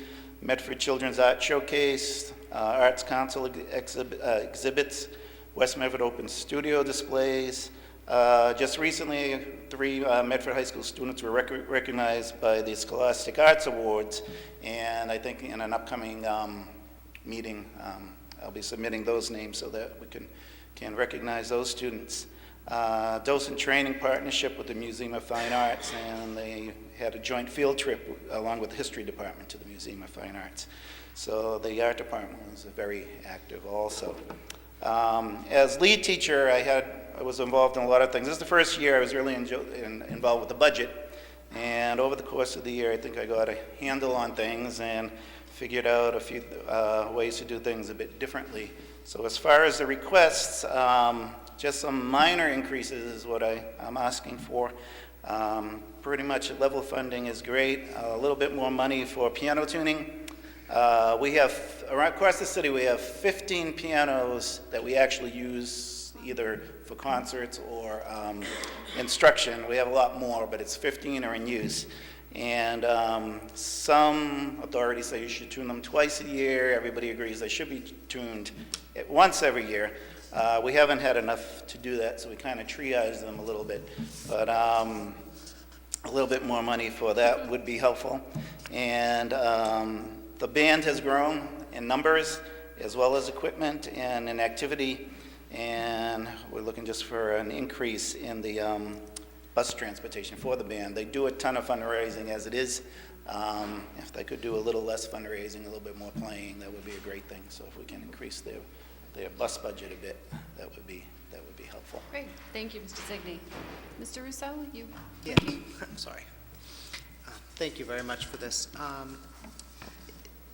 I see you're not asking for more money for art supplies. And I'm just wondering, my experience at the elementary level was that the art teachers seem to be out of supplies before Christmas every year. Yes, that's not going to happen, isn't happening. What I did do is, again, and the art side of it was a little bit more alien to me, but after going through it, one of the things I realized was there are certain things that they all need and they all order separately. So they all need drawing paper, they all need Elmer's glue, they all need glue sticks, and they're all, rather than having 7 or 8 different separate orders, I've combined them all and just have ordered them all together, which means we can buy more for less, basically, because we're getting the bulk, and which is leaving us more money for them to get some other things. Great. And after, again, getting through the year and seeing what we have left and what I was able to buy, I'm actually in the process of getting actually more for them for the rest of this year and next year too. Excellent. Thank you. And like, That's good. I do Glad to hear that. understand that's been at the past, and I felt like Santa Claus when I said, hey, I just bought these, and oh, this is great. And so I think we're okay there. Great. I really do. Thank you so much. Okay. Thank you. Mr. Ruggiero? 2 questions. So the first, I noticed the increase in band bus transportation. So right now, you're making up the $5,000 as fundraising? Is that where that money's coming up from right now? A lot more than that, yeah. And the bus prices have gone up, the band has gotten bigger, so they need additional buses, which isn't necessarily commensurate with that many more kids, but you need a certain number of kids per bus. So, yeah, they need more buses. They do a lot of fundraising as it is. So, yeah, even with that amount of money, there's still going to be fundraising for more buses, but that's going to help a bit. So. Yeah, my second question involves the instructional supplies. Has your department reached out to like Blick and Michael's Arts and Crafts to see if we could get a grant from them to get some art supplies? That's something, yeah, we do ask for price quotes, which usually gives us a much better deal over list prices. But grant is a good idea, and that's, I think, something that I'll get a handle on, hopefully, in the future. But, yeah. Thank you. Mr. Benedetto? Thank you. Through you, could we please send a letter to Mrs. Zhang? Is that her name? Yes. Thanking her for her commitment to the Medford High School orchestra students and her time. Justin's mom? Dustin's mom. Justin's mom? So I would like a letter sent from the school committee showing our appreciation for her, chaperoning our students and taking that time from work. And my second item was to thank Mr. Zigny for coming first and putting up with my questions before you got to present. Out of the way. I thought if I went first, there'd be more money, but I guess it doesn't work that way. It might, who Rookie knows? mistake, I don't know. Doesn't hurt to try. But thank you, Mr. Zigny, for coming forward, and congratulations on presenting your first budget and Thank you very much. almost completing your first year. You got a ways to go. Thank you. And I make a motion to approve this. Motion to accept this report? and Accept place the it on report. file? Ms. Vandekloot? Oh, Ms. Mia? Thank you for the report, and you do a ton, and I just wanted to give a shout out to Mr. Connor, the Roberts school teacher, music teacher, who now already stays after school Tuesday for our hand chime choir for 4th and 5th graders. He stays after school on Thursday for 4th and 5th graders for trombone for an hour, and then he stays and lets 6th, 7th, and 8th graders come back and teaches them for an hour. And then now on Friday, he's keeping kids after for a little recorder ensemble to be in the one of the music concerts in the spring. So he is one of the most humble, hardworking music Absolutely. teachers I've ever. And in addition to that, we've had a really good year of professional development. And Mr. Connor and Ms. Turner have presented professional development workshops for the music teachers, and also the art teachers, Peter Gallagher and Suzanne Fee on the art side have presented art professional development, and which has been well received and very useful, and just another thing that Mr. That's Connor right. has done for us. Thank you. Just a funny little story. I was at the Roberts before school, and there were a couple of kids that were out in the schoolyard playing their recorders, walking around, and it's like, Right. and everybody swung them. It was Yes. really adorable, so he's doing a fabulous He job. is. Yeah. Ms. Vandekloot? Yes, I just wanted to add my voice to thanking all of your teachers. attend as many concerts as I possibly can. I know Mrs. Kretz and I and some other members were at the winter concerts, and, you listen to the orchestra concert. It is the thing that makes me, I think, so proud when I can talk to other people and say, yes, all of our kids get to, try out stringed instruments, and then they can do something in 5th grade, and people really are amazed. And when I tell them how many people we have in our orchestra, and then the band concert, and the winter band concert, it was just blow your socks off. It was just so, I wish everybody had been able to make it. So I really appreciate all the hard work of your teachers and yourself. Thank you very much. Thank you. Very good. Thank you. Thank you, Ms. Kretz. There's a motion on the floor to place this report on file, as seconded by Mr. Russo. All those in approval? All those opposed? Motion passes. Thank you. Recommendation to approve the school calendar for 2018-19 school year. Ms. Nelson. The attached, you have attached the draft of the school calendar for next year. We'd like to get it out this time of year so people can start to plan for vacations and, again, for other events coming up. Do you want to just highlight some of the dates, Beverly? Right, I think, Ms. Vanderklut, did you have? Ms. Vanderklut? Yeah, I had a question because I understand that that there's going to be an election, or preliminary election, and is it the first day of school? No, I believe. Tuesday after Labor Day. Right. Yes. Again, the professional development days, I just noticed on this, we do have to adjust those. That can be, again, an adjustment there because I believe the election dates were the September 4th, and then the other one was in November. So again, I noticed that March is on there for the second one. Traditionally, we have one in the fall and one in the spring, but if we need the schools for the elections, we can make that adjustment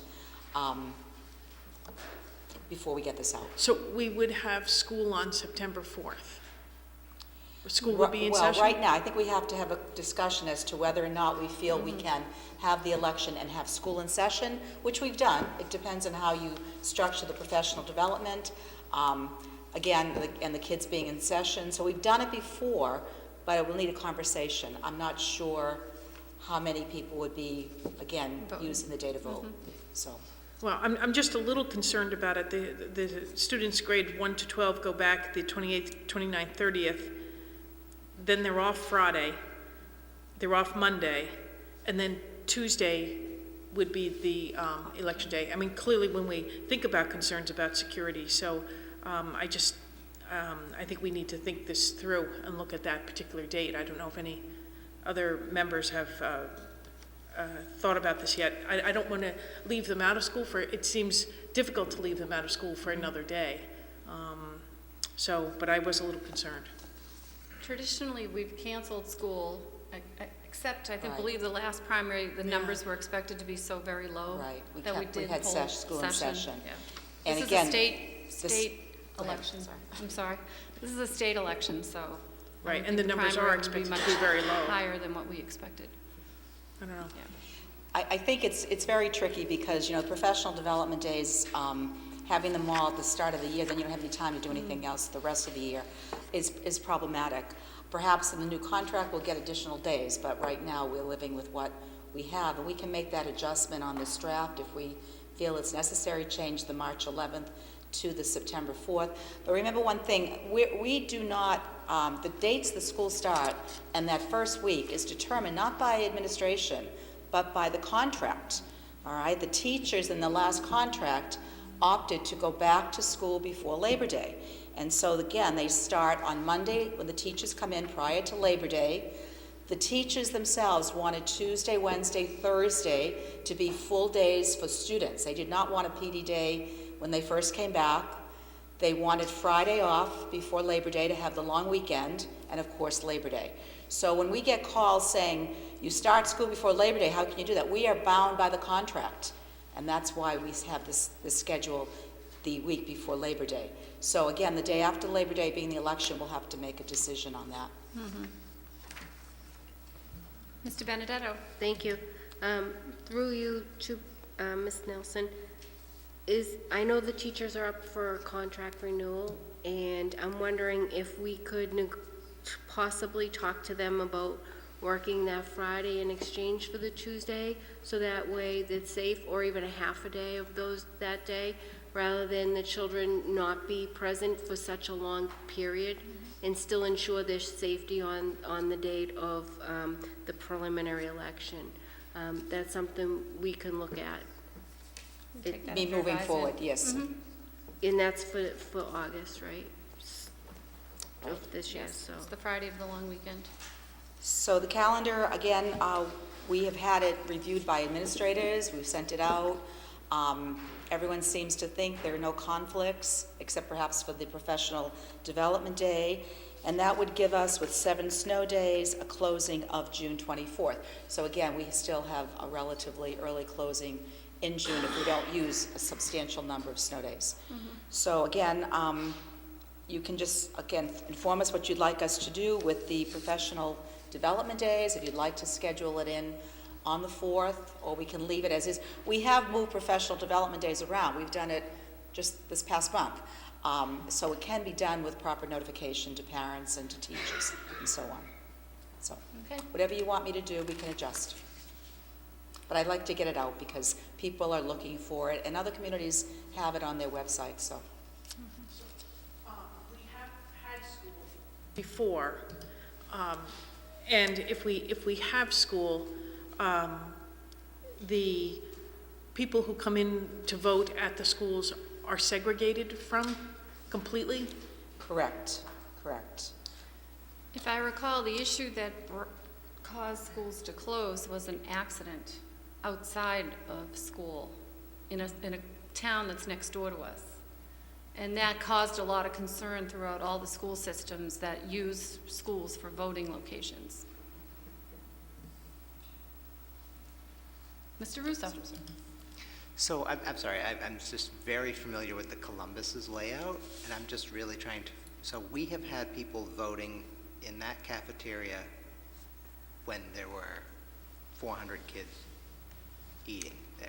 So if I could address that. So at the Columbus schools, we sometimes use the 2 classrooms that are on that first floor That's and near the buses? not use the cafeteria. We've done it that way before, and so people can actually come in the other door, okay? Yeah, okay, it's not, Just one. Ms. Vanderklut? When do kindergartners go back to school? Beginning September 5th. Beginning September 5th, and the day that we're talking about is September 4th. Correct. Have we set the voting machines up in the kindergartens at all at the Brooks? At the Brooks.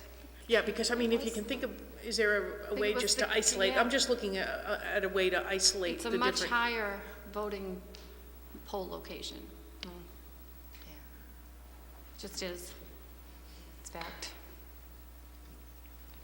Why don't we give it some more thought, and at least the first day is set in stone in any event. I think the rest of the calendar, I think that the only question that we have a concern about is September 4th and how to deal with that. I guess for you, it impacts the other day, though. Can we hold it? Whatever you want to do, okay? But again, if you want to Everybody delay has- and take a look at it, we want to talk more about the election, having the 4th off rather than the March date, we can do that. Or we can perhaps just put the calendar out and say that the PD days to be determined. Put one as November, the November date, the second to be determined. We could do that in lieu of doing nothing. Okay? Okay, so I'm going to take out March 11th right now. I'm going to keep in the November date, and then the second PD day will be to be determined. And with that change, then we have approval to get it out?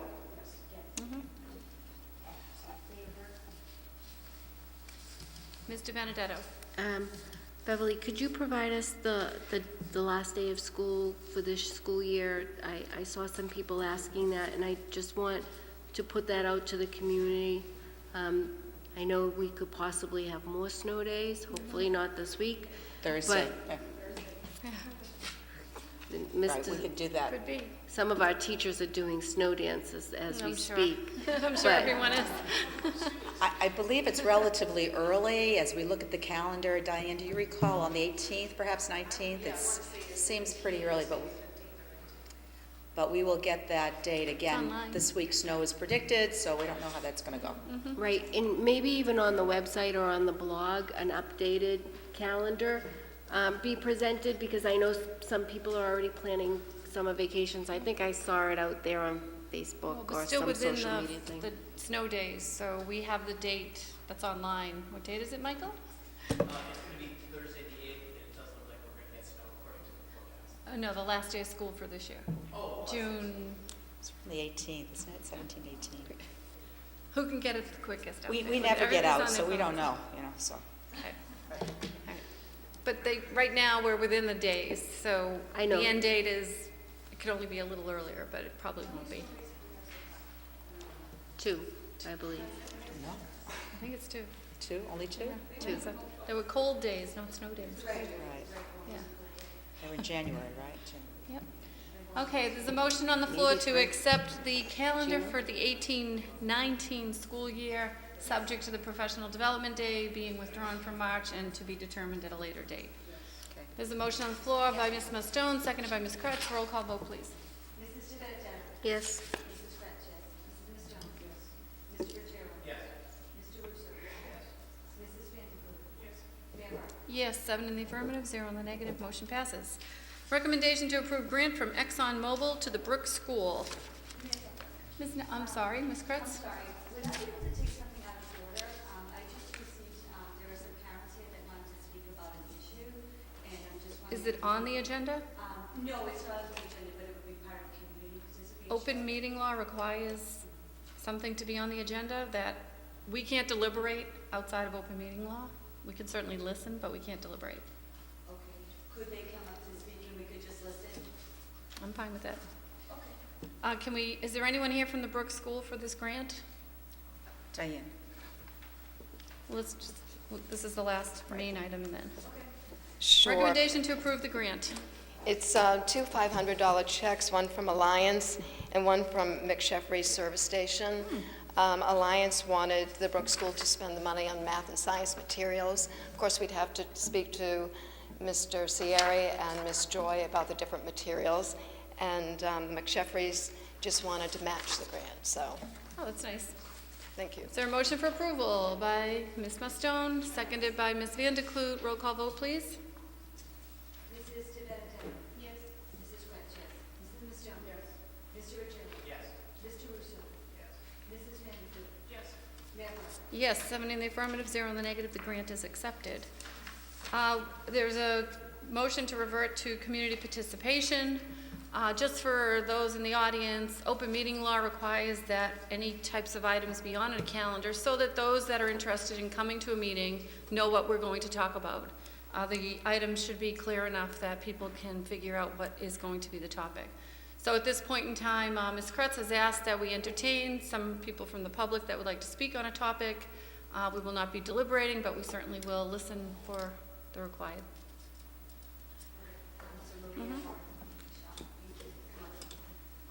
Hi, thank you for hearing us out of order. And we're going to be speaking on a topic that I think some of you all are already familiar with. Heather Rumenap had asked us to come and speak on behalf of some parents who were concerned about adding some administrative support to both middle schools. So my name's Michelle McGonigal. I have a daughter who's in the 12th grade and went to the Andrews when Mr. DeLeva was quite new. And I have Becca Shanahan, who's a 7th grader there now. I'm also speaking as a longtime social worker who provides clinical as well as programmatic consultation to schools in Boston. And also I work for Wadigo Children's Services, which also provided support to the Medford schools. So I'm speaking on behalf of a group of parents who would like to offer some opinions and suggestions. We understand you can't deliberate around this. In regards to offering support to both middle schools, I just have known Paul DeLeva through the years and respect and appreciate his leadership and his skill and his capacity. I also respect his desire to help where needed and when needed and putting it all in. I also know that we have a habit of putting more on our administrators who are so competent. And I would wish that, I want to sort of address three things. As we try to figure out how we can support the McGlynn in this time of transition and change, I think it makes sense that the leadership at the Andrews remain consistent and stronger, and that to take some of his, Mr. DeLeva's time and to have it go daily over to the McGlynn, as well as offering support around MCAS, seems to sort of be a misuse of administrative leadership when I think we need more, not less, in both schools. And I'm wondering if we can perhaps think of some alternatives. If we have 2 administrators at the Andrews and 2, I think, vice principals are at the McGlynn right now, could we add a 3rd administrator either from central office or either from the, one of the suggestions was, I think Ian Charles, who's the 9th grade headmaster who knows the McGlynn, could he be fulfilling some interim administrative facilities there to add more, not sort of just splitting the difference between the 2 schools. I think those are my main concerns and some of the suggestions from the other parents. Because I think the basic sort of understanding is to increase the help and the need as we want to make sure there's safety and stability moving forward to the end of the year. And it's a short-term problem to solve. I also think that if you add another administrator from outside, you also have more voices and more perspective on what might be needed moving forward into next year. So those were my 3 suggestions. Thank you. Hi, I'm Maria Daniels. I have 2 sons at the Andrews Middle School, and here speaking both to back Michelle up, and she's an expert in this, so I don't know if that came across, but she spends every day in schools dealing with a lot of issues and really knows what she's talking about. I think from my perspective and the perspective of other parents that I've spoken with, we really feel it's a mistake to weaken one school, just try to fix a problem elsewhere. And Mr. DeLeva is highly competent. He's called upon by a lot of people to help, outside of his duties already, and I admire that and I respect that. I really think that no matter the leader's capabilities, removing the leader or distributing his time this way is weakening the school. If it were like a few weeks in June, if we were at June 1st and talking about this, I might feel a little differently, but the truth is we have a significant amount of the school year left, about 2/5 of the school year. So we're just here to express that. Thank you for listening and for your time. Thank you. Mr. DeLeva. You have to excuse me, I'm a little under the weather. So I'll just do this kind of thing. Virtual, someone told me, virtual handshake. Just so I can respond, I want to, first of all, I'm very humbled and flattered, so thank you very much for the confidence that the community has in me. I appreciate the sentiments and everything like that, but as I've said before, and I think if you've known me throughout my career, I've always said where I will go where Medford needs me. If Medford needs me somewhere, I will be there, and I think that's sort of my mantra, and I've always said it, whether it was a student teacher or a teacher or a coach or however my career has moved up. And at this point in time, I know Medford needs me in a certain way. The one thing I do want to reiterate is the McGlynn is going to be doing MCAS online, the whole school. And I have that skill set to help guide that school in that direction, because as the superintendent has said before, if one school fails, we all fail. And that's something I don't want to see happen here in Medford. But I do want to also state I appreciate that everybody's looking out for me in so many ways. But I can do it. I can do it. But I respect my families. My families are, this is why I do what I do. It's not just being with the kids. I love being with the kids every single day. It's meeting wonderful families, getting different perspectives, moving everything forward in a direction where we're working as a whole. So I just wanted to state that as well, that I am very humbled. I'm very humbled that people are here speaking on my behalf. But I just wanted to let those points be known, that I'd really would like my focus to be on the MCAS for both schools, because again, if one school fails, then we all fail. So thank you. Thank you, Mr. DeLeva. Good, Bevel. No deliberations. Do you just comment? May I just add to that, or just respond to that? I'm not here really to look out for Mr. DeLeva. I'm here to look out for my children, my two sons that are there at the Andrews School every day, and I feel like if you remove an administrator, you're making that school more vulnerable, period. This is just a question, Speaker. So if in the future, if members of our community wish to have an item added to the agenda, could you briefly explain how that process works? They would just send in an email through the superintendent's office, and just like Melanie's item got on for CPAC, we put an item right on that says what you're going to be talking about. It's that simple. Ms. Van de Kloot. Technically, it's supposed to come in by Wednesday by noon, although I know that there is a certain amount of leeway that's usually granted. But just people need to be aware that our packets are received on Friday, so that they can't come in at Friday at 5 and expect it to go out to us in a timely manner. Thank you for the clarification, Paulette. Perhaps there could be a form developed that's on the website that someone can just fill in and hit send, and it give the deadlines and whatnot. Okay. If we could move negotiations and legal matters to the end of the calendar, on the motion, Mr. Ruggiero, seconded by Ms. Kretz. Yes. All those in favor? Aye. All those opposed? New business, school committee resolution. Be it resolved that the Medford School Committee expresses sincere condolences to the family of Irene Anestis. Mrs. Anestis was the former secretary for the School Buildings and Grounds Department. Be it resolved that the Medford School Committee expresses sincere condolences to the family of Tilly Fody. Mrs. Fody was a longtime Medford resident and Medford High School secretary. And be it resolved that the Medford School Committee expresses sincere condolences to the family of Joe Small. Mr. Small was a retired Medford firefighter and father of Robert Small, former teacher at the vocational school. If we could all rise for a moment of silence.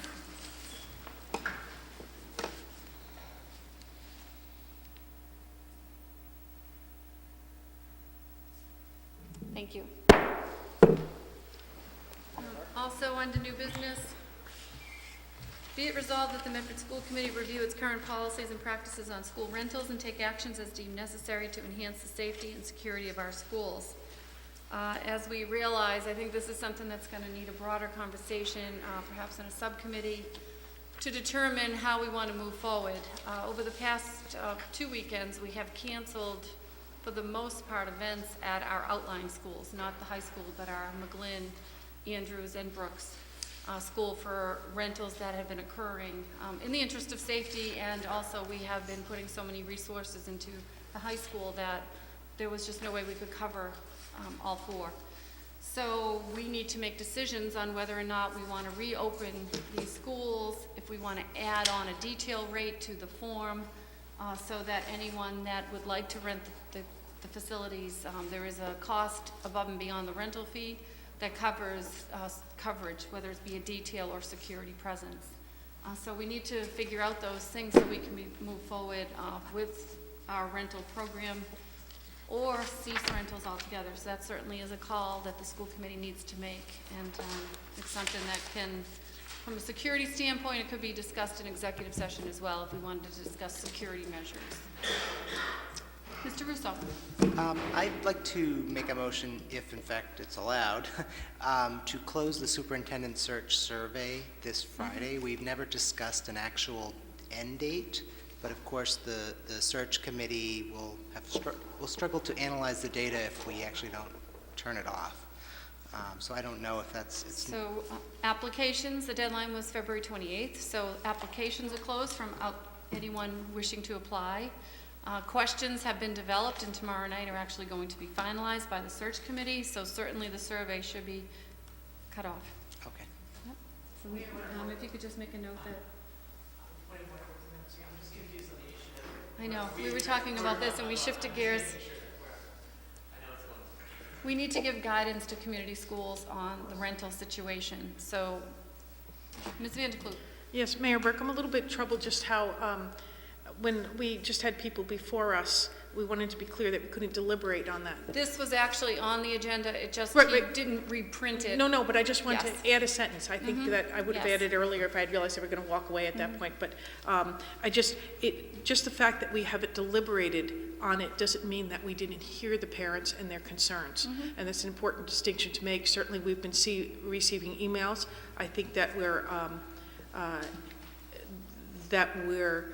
I'm sure that every school committee member, if I can dare to speak for the body, is concerned about this issue and waiting to, we can't make a decision here or whatever, but I think that there's, I would like to say that I heard them and have heard from parents, and if there is a better solution or whatnot, I'm sure that's something that we might take up at a different point. Okay? Thank you, Ms. Van de Kloot. Mr. Russo? Ruggiero? I'm sorry. Okay, I no asked you problem. instead of, No problem. sorry. Zara's. I'm certainly, I think this is important that we do this. I would just like to have a report that we can have, so I'd like to know how much money we generate from these rentals, how large the groups are. I think that I would like to suggest that we have a committee of the whole meeting where just this particular issue is discussed. We have all the paperwork before us, we can have the research. But for me, I need to know what are the groups that are currently renting, how much income we receive from these groups, and the size of every one of these groups, whether it's the Impact Church, how many members they usually receive on what days. I can say in one case, it's a soccer program at the Brooks School. It's a basketball program at the Andrews School. It's a church group at the McGlynn School. Mr. Maloney, is that about the size of the outside rentals at the non-high school locations? There's a senior group at the pool, right? We're not talking about the high school Not facility. high school. That's- I see, okay.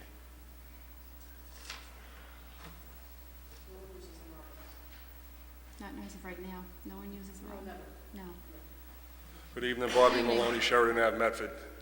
Columbus School, we have a night volleyball league on Wednesdays. The McGlynn School, we have Impact Church on Sundays. The McGlynn School is done for Medford Youth Basketball as of tonight. The Roberts has one more night of basketball, which is tonight. Roberts or? Roberts School. Roberts, not Andrews. Roberts does have some. Yep. Andrews? Andrews Middle School has one more practice basketball Thursday night.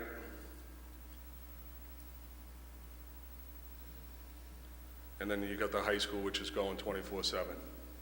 So the big thing, I need some guidance on Impact Church. I mean, they've been a fantastic renter for the last 2.5 years. They're good in the community. They're good with the McGlynn Middle School and Elementary School. They need some guidance, whether they need to find a new home. They've been going week to week and been very patient. So And they're willing to pay police details? they're willing to put on a police detail. Multiple? Okay. Yep. So my recommendation would be to have them come back with a police detail or multiple details, and be happy to sit down with the committee and the committee of the whole, and you guys can give us some policy changes or some guidance on what you want to do with the outside schools.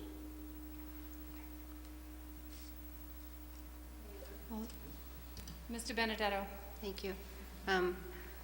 Bob, you might not know this, but do you know how much in revenue we get from the Impact Church or any of these 500 programs? a Sunday?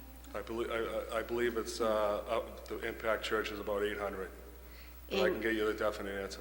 And when I look on their social media sites, they're not just in the auditorium, they're throughout the building. At least that's pictures they have posted. They use the gym twice a year for annual events for the kids.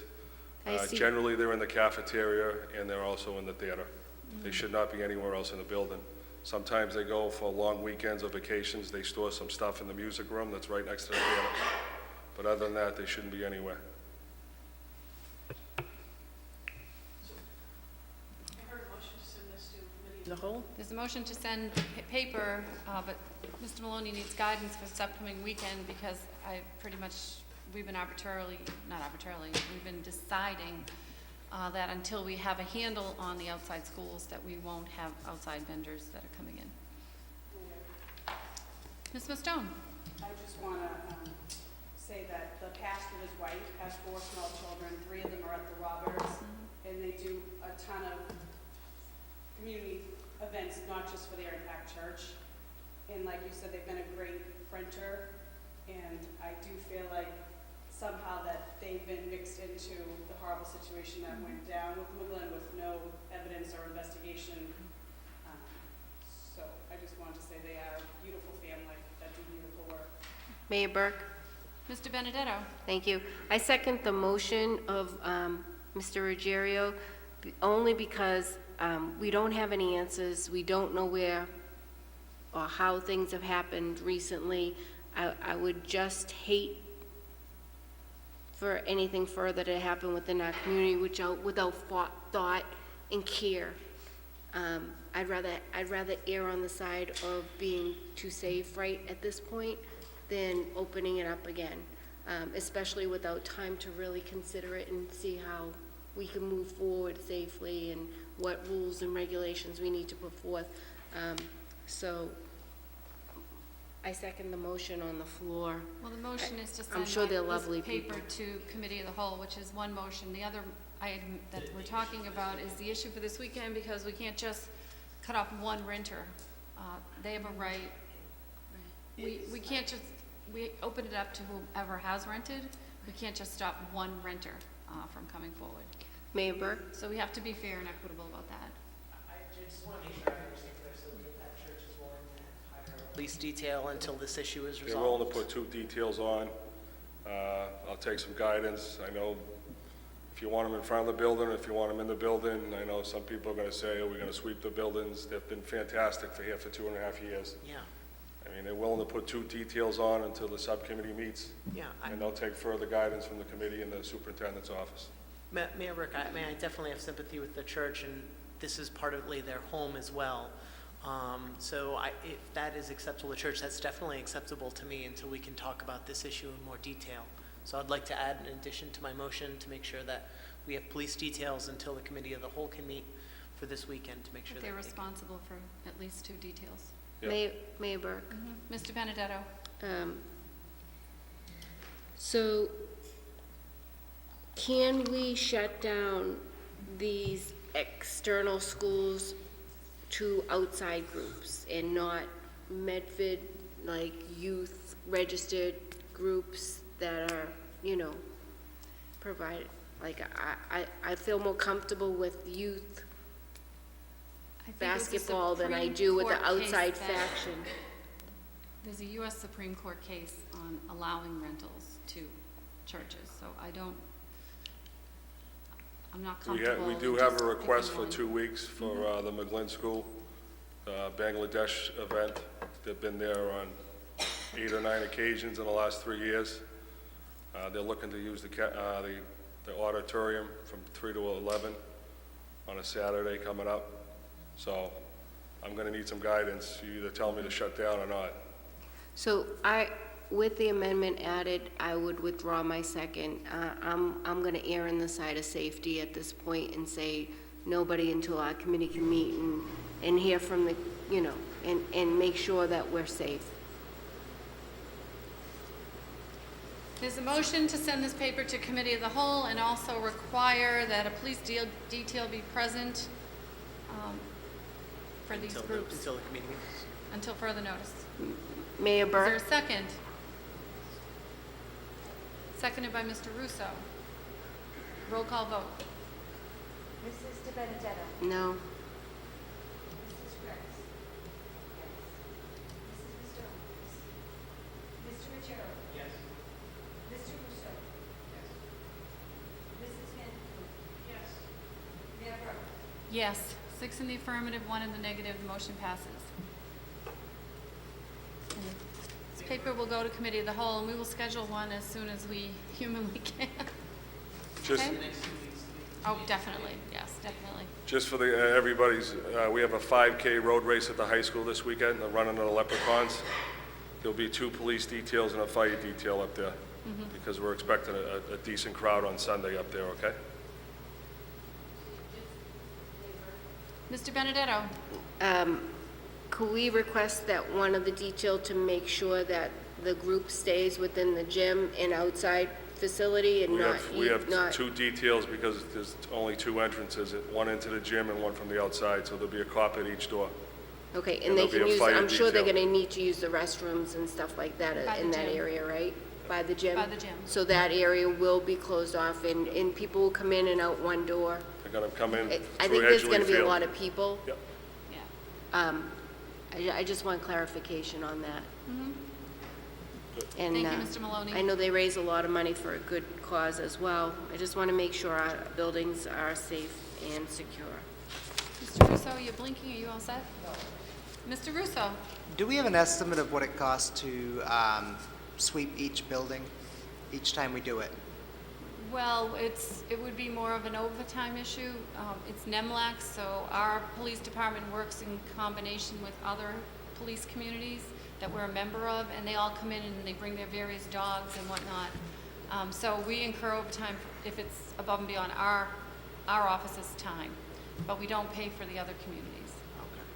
So it depends on what time, when you're doing it and who's Okay. on staff that day. Mayor Burke? Mr. Benedetto? Thank you. Going back to an issue that my committee member brought up about closing the questionnaire. The survey. Yeah, the survey, I'm sorry. It's tied. I just had a few questions about that and about what feedback you've gotten and any updates and how that's being used to prepare questions for the superintendent's interview. I know you did a lot of work on it, so I wanted to give it the justice and the, a moment to bring forward what you've learned. Yeah, highlight the survey, because you had some decent results. We've had about 458 Yeah. responses at this moment in time. It's pretty good for a community. Yeah, the details, for the multiple choice questions, those are easy to give answers to. But I know, you're just not coming across loud, but you are on. Pull closer. Yeah. Bring it closer. So for the multiple choice questions, these are kind of easy to give answers to. I will say the multiple choice questions, sort of as predicted by Glenn Butcher from the MASC, were really much less interesting than we probably would have imagined.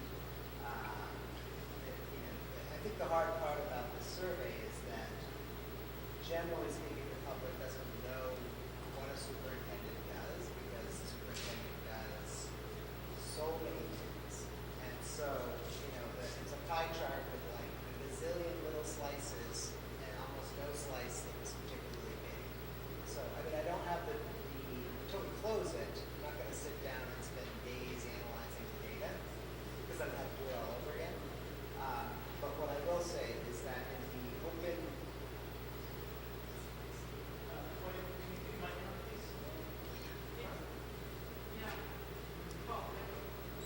Do you want to use mine? There we go. Anyways, it's the open-ended questions, what would you ask a new superintendent? What do you think is great about Medford's public schools? Those are the questions that are, well, first of all, are going to require a small army of people to analyze because people were not brief. So 458 people so far have responded, and each person seems to have prepared a small novel. So we'll be reading through those, which I have not done yet, and pulling out themes that come up. And then once I have had the time to do that, then I will certainly present those results. Mhm. So. Very good, thank you. Okay, we're down to our last item, negotiations and legal matters. And this is the discussion of upcoming employee negotiation strategies, discussion of security strategies, and discussion of employee complaint under Mass General Law, Chapter 38, Section 21A1. Is there a motion to go into executive session by Mr. Ruggiero, seconded by Mr. Russo? Roll call vote, Ms. Kretz. Yes.